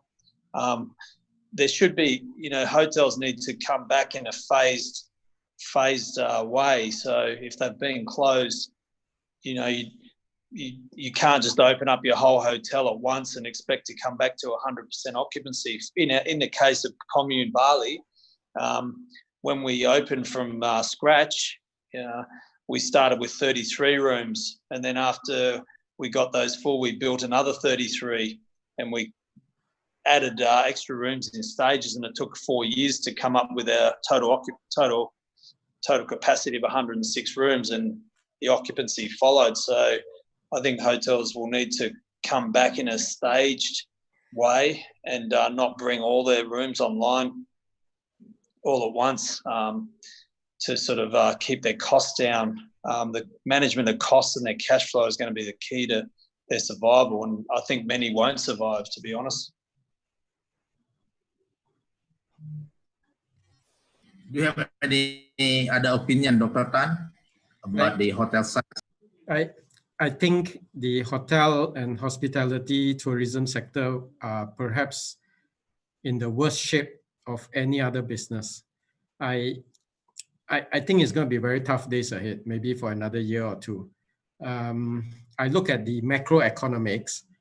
I think the rich people have become very much richer because of the free money the government gave out. Never before in the history of the world you have had trillions of dollars given to people. And this money, they spent it very fast. And they go to Costco or Walmart or Kohl's or Myers. They spend the money there or on the internet. Within 2 weeks, it reached the rich people. And they got nothing to do with the money. So they bought stocks, and the stocks went up. So the stocks continue to go up, but the normal people kept losing their jobs. So I think the macro picture is, I think if you cater for the high-end market and become very exclusive, you will survive in the longer term. I think the middle class is very badly affected. Even in Malaysia, I look at the people on the street who are running businesses, small businesses. They are the ones who have suffered the most. They have to pay salaries. We don't have the job keeper scheme like in Australia or America. Nobody gives us money if we don't have a job. So a lot of the middle class have been badly hit. And I don't know whether air travel will be cheap again. You know, Air Asia said now everyone can fly. Because of the limited numbers of people on a flight, because of social distancing and the increased amount of sanitation required, I think the cost might be higher. And because if the flights don't come into Bali, or the flight to come into Bali is very expensive, then I think you sort of know what the business is going to be like. I think the whole of Bali, since mostly we are discussing Bali, your key is your border. That's the only thing. As long as flights come in, you're fine. But if flights don't come in because of the whole of Indonesia, maybe you need to separate your province out separately to say you are COVID-free. If you say you're COVID-free, immediately all the flights will come back. I think you cannot wait for the rest of the country. And in Malaysia, it's the same thing. We had green zones and we had red zones.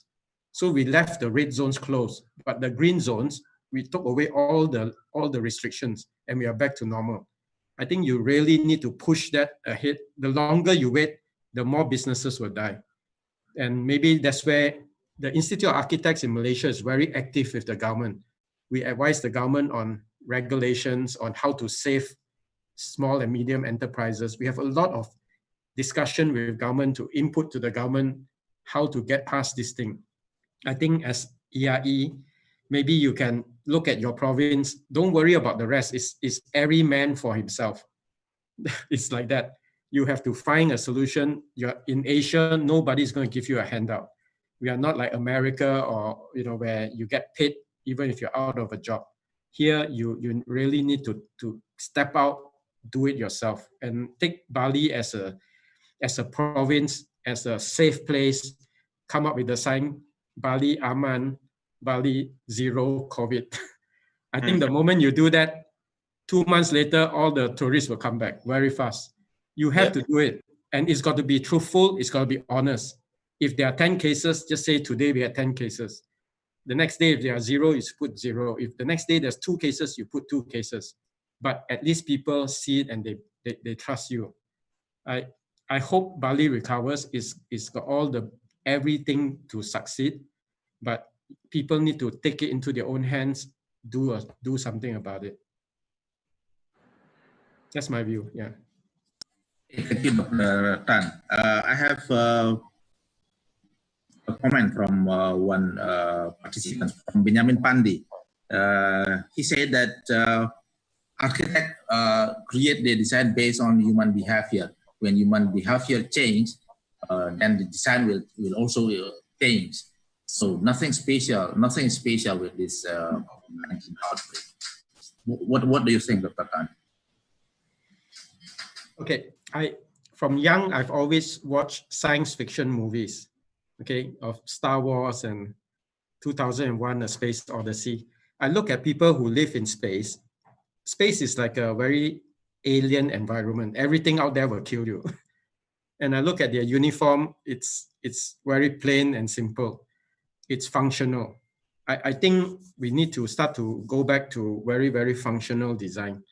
Things that look clean and not messy. I like the words used by Tony. Messy equals danger.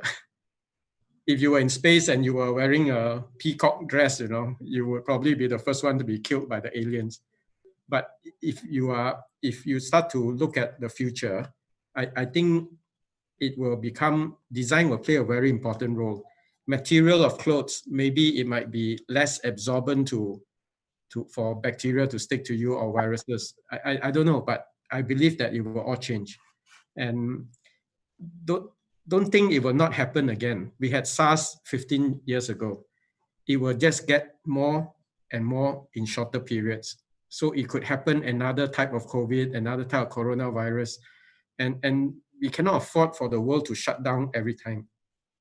So I would think that design has a lot to do with it.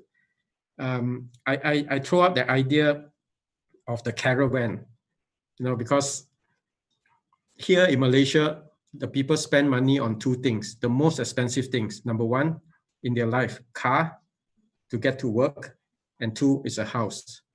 I'm becoming more, looking at the option of where the car is a house.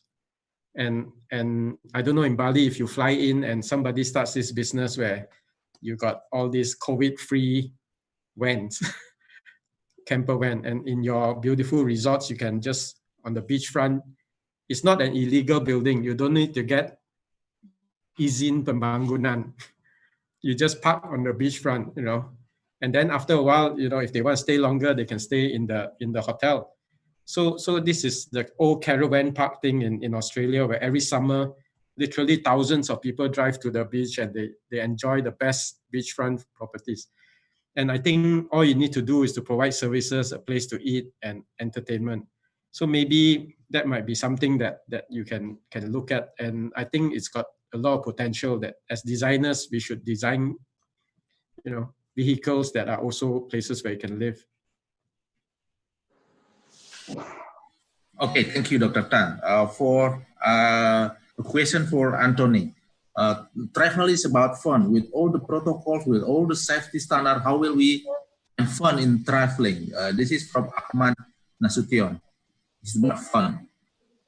Yeah, well, our venue here in the Gold Coast was all about fun and people we had a very, very busy and successful nightclub and beach club downstairs, where every weekend we'd have 500 people coming to enjoy it, and they were dancing and getting very close to each other. And so we had to reimagine the whole experience, guest experience, to still provide that feeling, but in a safe way and a sustainable way. And so that was sort of the concept of reimagining our bar and creating these booths and private areas where people can go to. They don't have to stay there, but they can go to. We've got a bit of a reduced capacity. We want to charge a little bit more money for those spaces, but they can still congregate together. They can have a little dance if they want to on the dance floor, but we stay COVID compliant. So it's, like Dr. Tan said, just reimagining, like the caravan hotel analogy, just reimagining the whole entertainment industry and the hospitality industry, so people still feel like they're having fun, and they don't really understand that they're complying with all these rules. Eventually, it will become the new normal, and people will just accept it and move forward, I believe. I think marketing is very important. So, for example, if I land in Bali and I had this taxi that says that it's COVID-free taxi, and you've got the other one which is there's no words, I will take the COVID-free taxi. You know what I mean? So if the whole market goes on this drive that they are going for COVID-free, or zero COVID, and you start using these words. I remember, the riots. I was in Bali those days.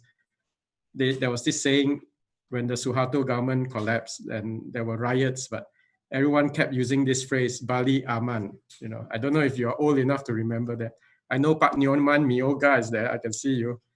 Those days, everyone you met in Bali, the phrase we used to say is Bali Aman. And there were no fighting, nothing. Everyone is safe there. I think you have to start to come up with an advertising marketing campaign, and it's got to have a certain level of honesty. People want to come back to Bali. It's just that you got to make it look like it's really safe, and don't wait for the federal government.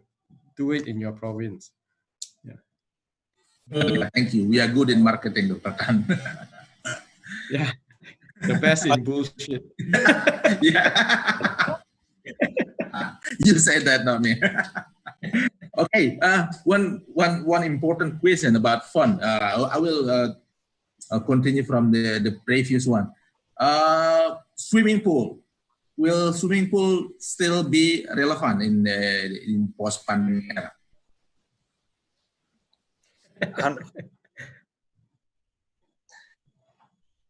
In Queensland, where we are, we had to close our swimming pool, and they've just let us reopen them. So I think they believe the swimming pool is safe. I got no answer for that. I don't know. I have to leave it to you. Okay, but in Bali, you can put a red dye, or you can put a blue dye or green dye into the water, and you say Bali pools are all safe.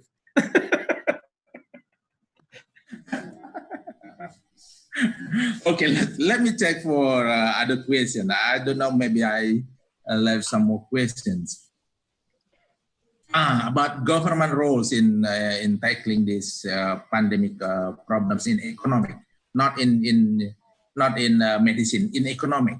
I remember Tony Cannon said that both governments need to reconnect in the situation. Where is the position of private sector?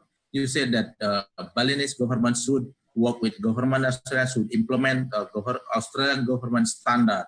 But where is the role of the private sector in this relation? My very strong opinion is the businesses in Bali 100% reliant on the travel coming back from Australia. Our business, 70% of our customers come there. I, for one, in our business, would support whatever measures were there to promote a sort of connection between the Bali medical authorities and the Australian medical authorities to help, and even if it was raising some money to help fund testing and contact tracing to Australian standards, because as Dr. Tan said, Bali is a special economic region in Indonesia.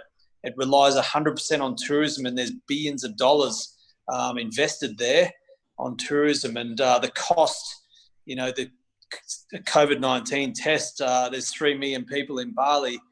It might cost, $50 million to test everyone and implement this scheme. But in the long run, I know our business, we're losing maybe $1 million a month.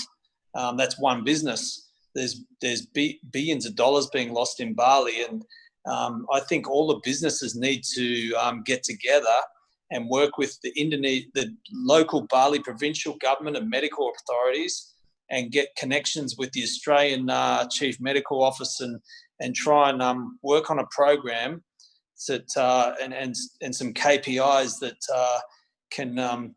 they can work towards to try and establish some goals for Bali to achieve to allow those flights to come in from Australia.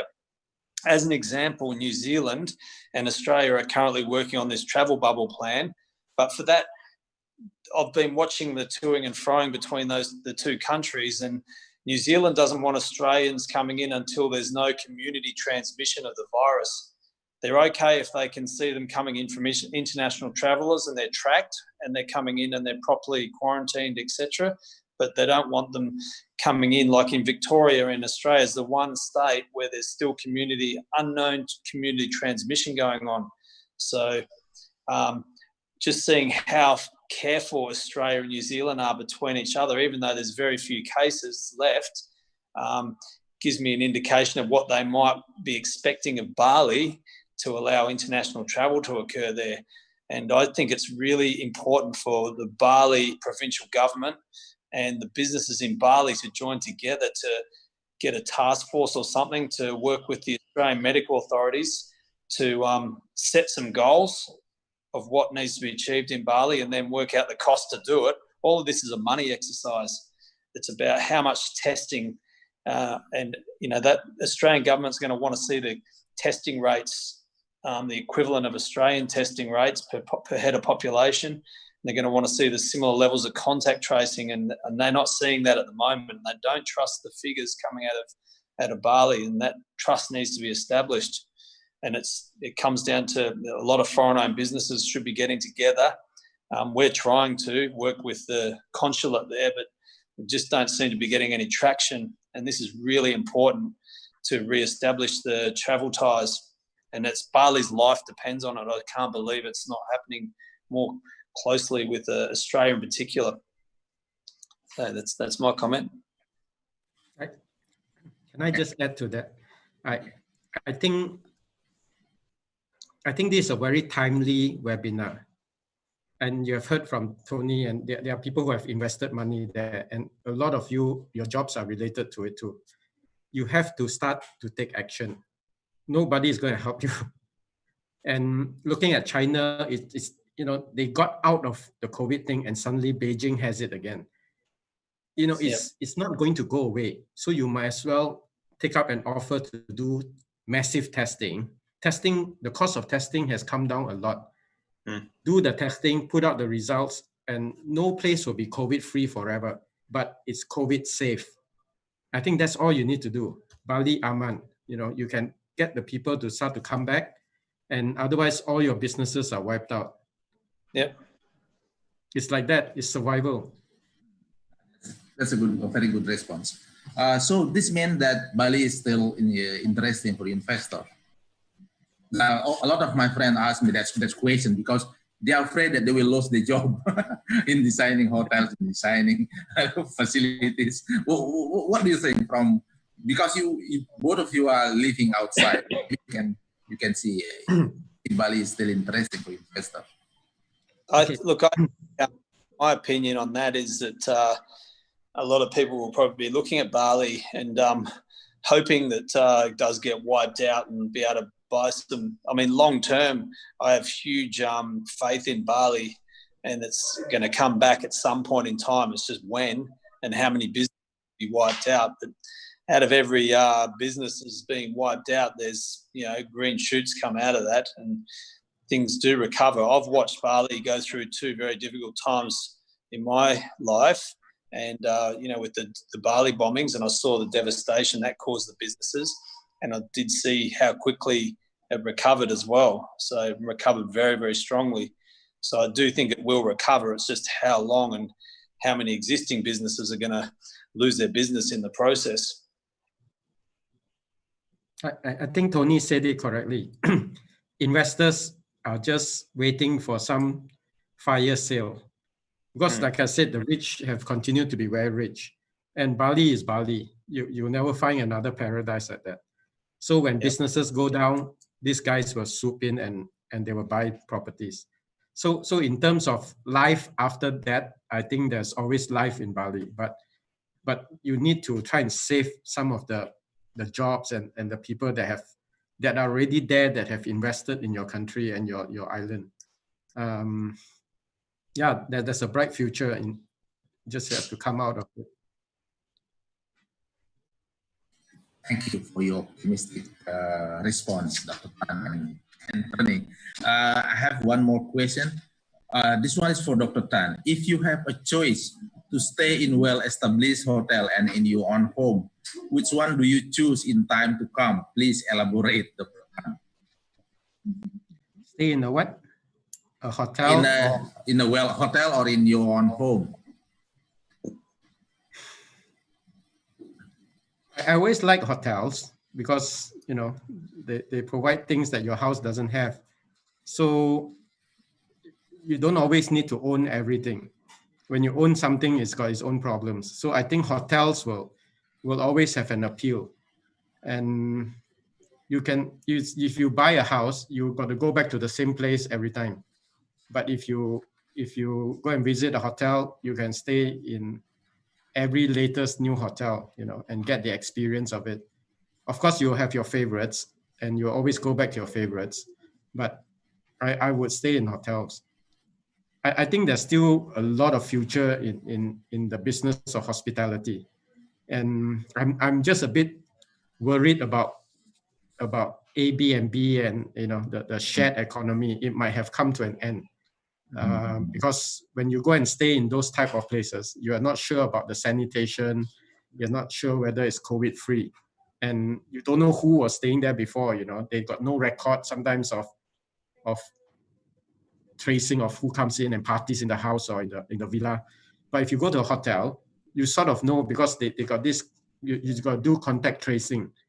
So you should put out a signboard there that you know, in 100 days you have had 0 COVID people who have visited your place. I think that gives a lot of confidence to people. So to answer a simple question, I will always stay in a hotel because I'm fed up of owning properties. Hey, Tony, in response to that question, how will you make design your new hotel? You said that you will invest in a new hotel. Will you consider this situation in your new investment in Bali? You said that. Yeah, I'd have to. I mean, for me, the design, like I had a design. Well, I am actually in the process of buying some more land in Bali, and I've had a design in mind. To be honest, I'm so deep in trying to save my first 2 businesses, my other 2 hotels, that I haven't been able to put much thought to that question. But yeah, it is an interesting discussion, and I'd have to, part of me believes that you know, that I always try to be optimistic, and I believe that, you know, the whole human mind, combined mind of 8 billion people is working on this situation and trying to resolve it. And I believe the weight of numbers of people trying to solve this, we will solve it. And it's just a matter of when. And I do believe once it's solved, it will come back and people will forget it, and not forget it, but be back in the market for tourism and experiences and want to do it. I've seen it in Australia. We've just released some restrictions, and all I'm getting all the time is people wanting to plan this holiday and that holiday. They want to go. The Victorians, the snowfields in Australia were allowed to reopen for this winter with only about half the number of lift passes available. It's all sold out. You cannot stay there. Every single lift pass for the whole season was sold out in a matter of about a week. And that just shows the pent-up demand for people to get out. They don't want to be cocooned in their own environment. So I wouldn't be too fast in designing. I think the points Dr. Tan made was very relevant. Whatever you're designing, it's got to have the appearance of absolute hygiene and cleanliness. And I think that'll be very important, and all these design considerations we've discussed today. But I still think that, the investment will come back and the tourism will come back. And I'm hoping it's sooner rather than later. But I did read that the Chinese have gone to phase 2, or they've had it successfully completed phase 2 on 100 people trials of a vaccine that had a really good immune response. And there's a couple others in that phase 2 that are almost complete. So they're going to go to a 10,000 with a 1,000 person trial with a view to end of October having a vaccine. So, it could all be very positive towards the end of the year, and the fittest will survive, and the people that innovate and keep a positive mindset, I think, will come through this. Okay. I think Indonesian government said that they will open tourism in Indonesia very soon, gradually.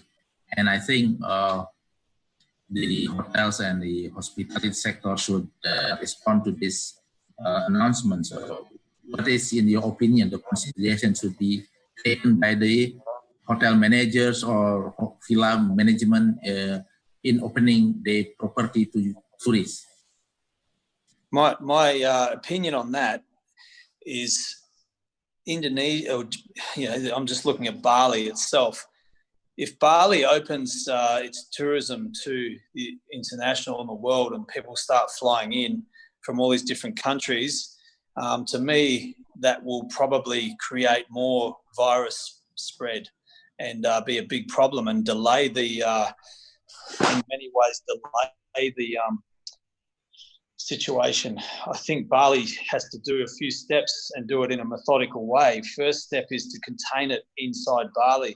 They need to get control of the virus and inside Bali, and as you say, have Bali COVID free, or at least have it under control, like they seem to have in Malaysia and Australia. Get to that level.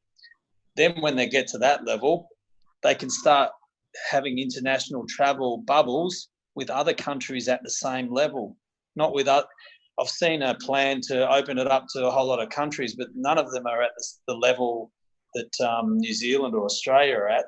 I think that's crazy for Bali to do that. They should have a phased plan to open up, fix the COVID crisis in Bali, step 1. Step 2, negotiate travel bubbles with Australia, New Zealand, might be Malaysia, might be Japan, and just,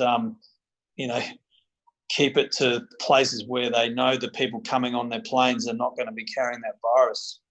And, the whole airline system needs to be done in such a way that you need to probably get a COVID test before you board the flight, and maybe another one before you get back on the flight. So all this testing in Bali, they need to invest in it in a big way to be able to test the travellers and test the local population at a rate that eliminates the problem.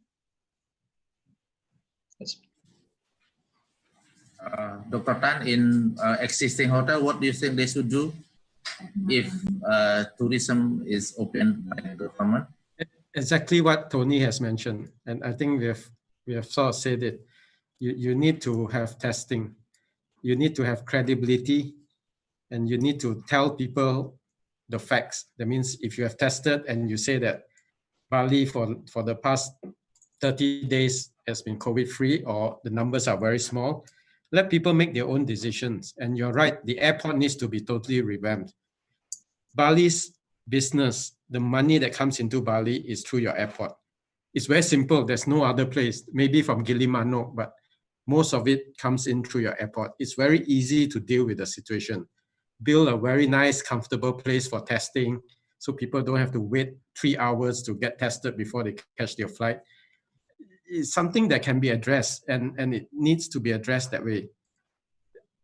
I think if everyone here puts their head together, I see there are like 170 attendees, and some of you are very influential people in your universities and in government as well. So address the problem and get Bali moving again. Use Bali after that as an example for Sulawesi, for other places. Yeah. Set an example. Okay, let's move to the backpackers issue. Backpackers hotel are also quite popular recently. What they should do, the backpackers hotel, if they would like to implement the COVID-19 protocol?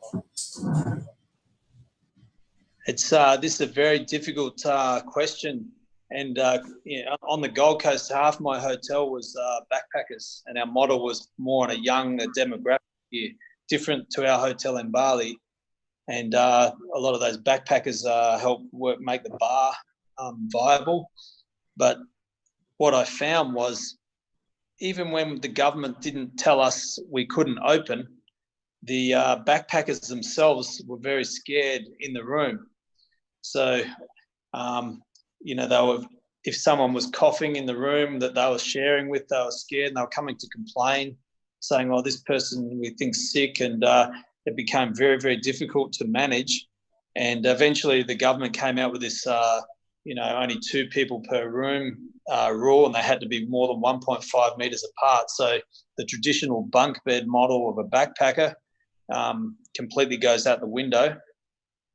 And I think the whole viability of the backpacker model goes out the window when you can't get, they're only paying $20 a night for a bunk bed. If you can only have 2 bunk beds in the room, you're better off selling, like what are we doing in the Gold Coast? You're better off selling the room for $200 instead of $40.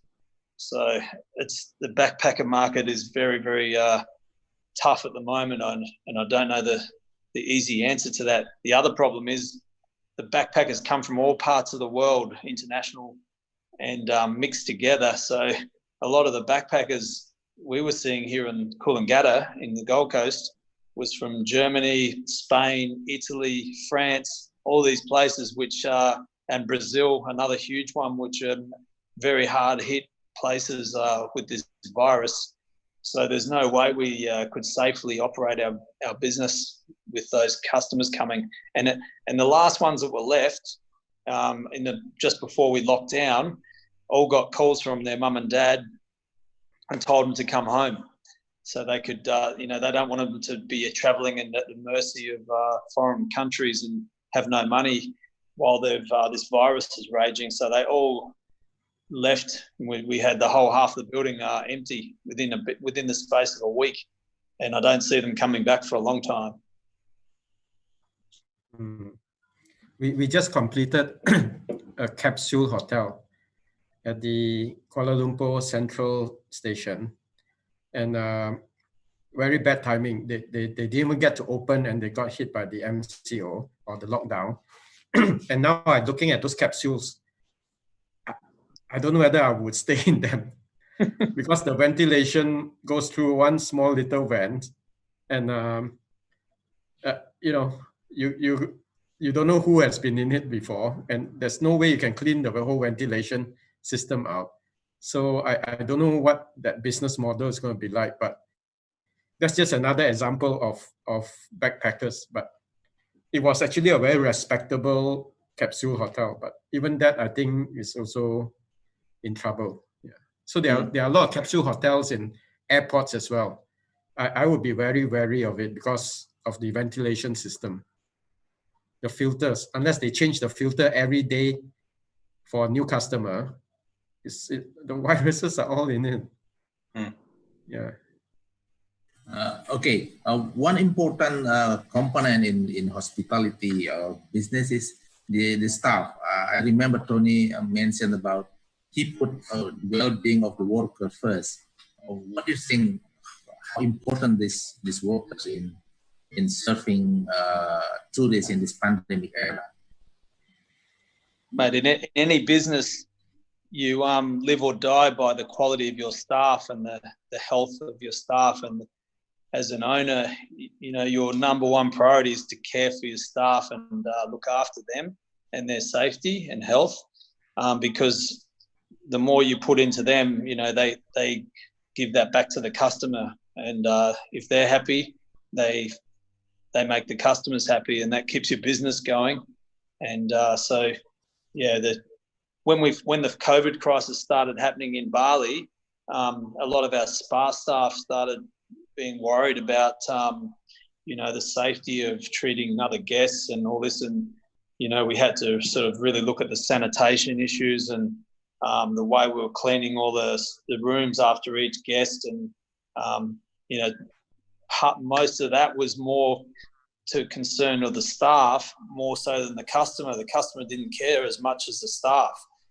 They wanted to feel safe. So we, you know, provided them with the PPE and all the sanitation devices to be able to look after each customer in a safe way, and develop procedures for that. And that was across the board in all the different areas of housekeeping, you know, the restaurant and bar and our beach club areas. We had to reconfigure that. So, but, you know, the staff had to feel comfortable, because otherwise they don't want to come to work. I think the picture in Malaysia and Singapore are quite different, because the hotels here almost 70-80% use foreign labor, especially in Singapore. And you see that the COVID counts have been up in the few hundreds. And I just got today's one, and it's still in the hundreds. And there are foreign workers kept in dormitories. You know, they in Singapore, because land is very expensive. If it's a foreign worker working in Singapore, he will not be able to find accommodation. So they provide them all these dormitories, and that's where the virus spread has been. And I know friends who, Singaporeans, they go to hotels or they go to restaurants, and when they get a foreign person, you know, serving them food, they get very worried, because because Singaporeans are always worried. but they are extra worried when they see that, and they are afraid of the spread. Yeah, but I think in Bali, because mostly are local labor, I think you don't have that problem. But it's something interesting looking at the hospitality side in Malaysia and Singapore. I think we are in a much worse position than you guys. Okay, I think we have to make a kind of conclusion. Post-pandemic consumer mindset, how it changed and how it will affect hospitality design.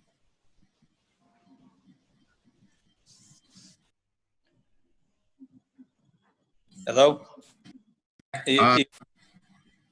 Yeah, post-pandemic consumer mindset. I think Tony have mentioned about post-pandemic consumer mindset, how it will change future hospitality design in hospitality design. Yeah, I think I did cover that specific question in my presentation, but, you know, it's all about customer safety and their feeling of safety, especially if this, you know, virus stays around for a long period of time. So they want to feel safe, but also they still want to connect. So you need to, in the design process, you need to, and someone raised that thing, how can you still have fun? You need to provide a safe environment that allows for social distancing, allows for sanitation, allows for guest registration if that's required by the authorities, which may be from time to time, but also, importantly, it still creates a great experience for the customer. It needs to be fun, so you need to imagine, it's like the issue with the capsule hotel or the backpackers. All these things need to be reimagined so that they're done in a got the similar sort of experience, but done in a safe way. And there's probably is a way that we haven't thought of or haven't applied their mind to, of running a backpackers in a COVID safe way. Might require a major redesign or major new investment, but the humans are great innovators and great adapters, and I'm sure we'll adapt to all those things in the future. I think for myself, I'm an optimist, and looking at the way Malaysia is reopening back, and we actually have offices in Vietnam, and they are totally back to normal, Vietnam. It didn't hit them hard at all. So I would think that it will come back to a new normal very quickly, provided that the second wave doesn't hit us that hard. But I think if we just go back to a normal or a new normal, but we forget, there are actually some good things that came out of this thing. We have learned to be a lot cleaner. I've never washed my hands so many times in my life. And I think some of these habits, Malaysian toilets are the dirtiest in the world, in the restaurants and in our coffee shops. And suddenly everyone has started cleaning up. So if we go back to a normal, I hope that we at least picked up a new code of ethics, and if we didn't do that, then I think we would have wasted an opportunity to just sit back and rethink again about what is valuable and what is essential.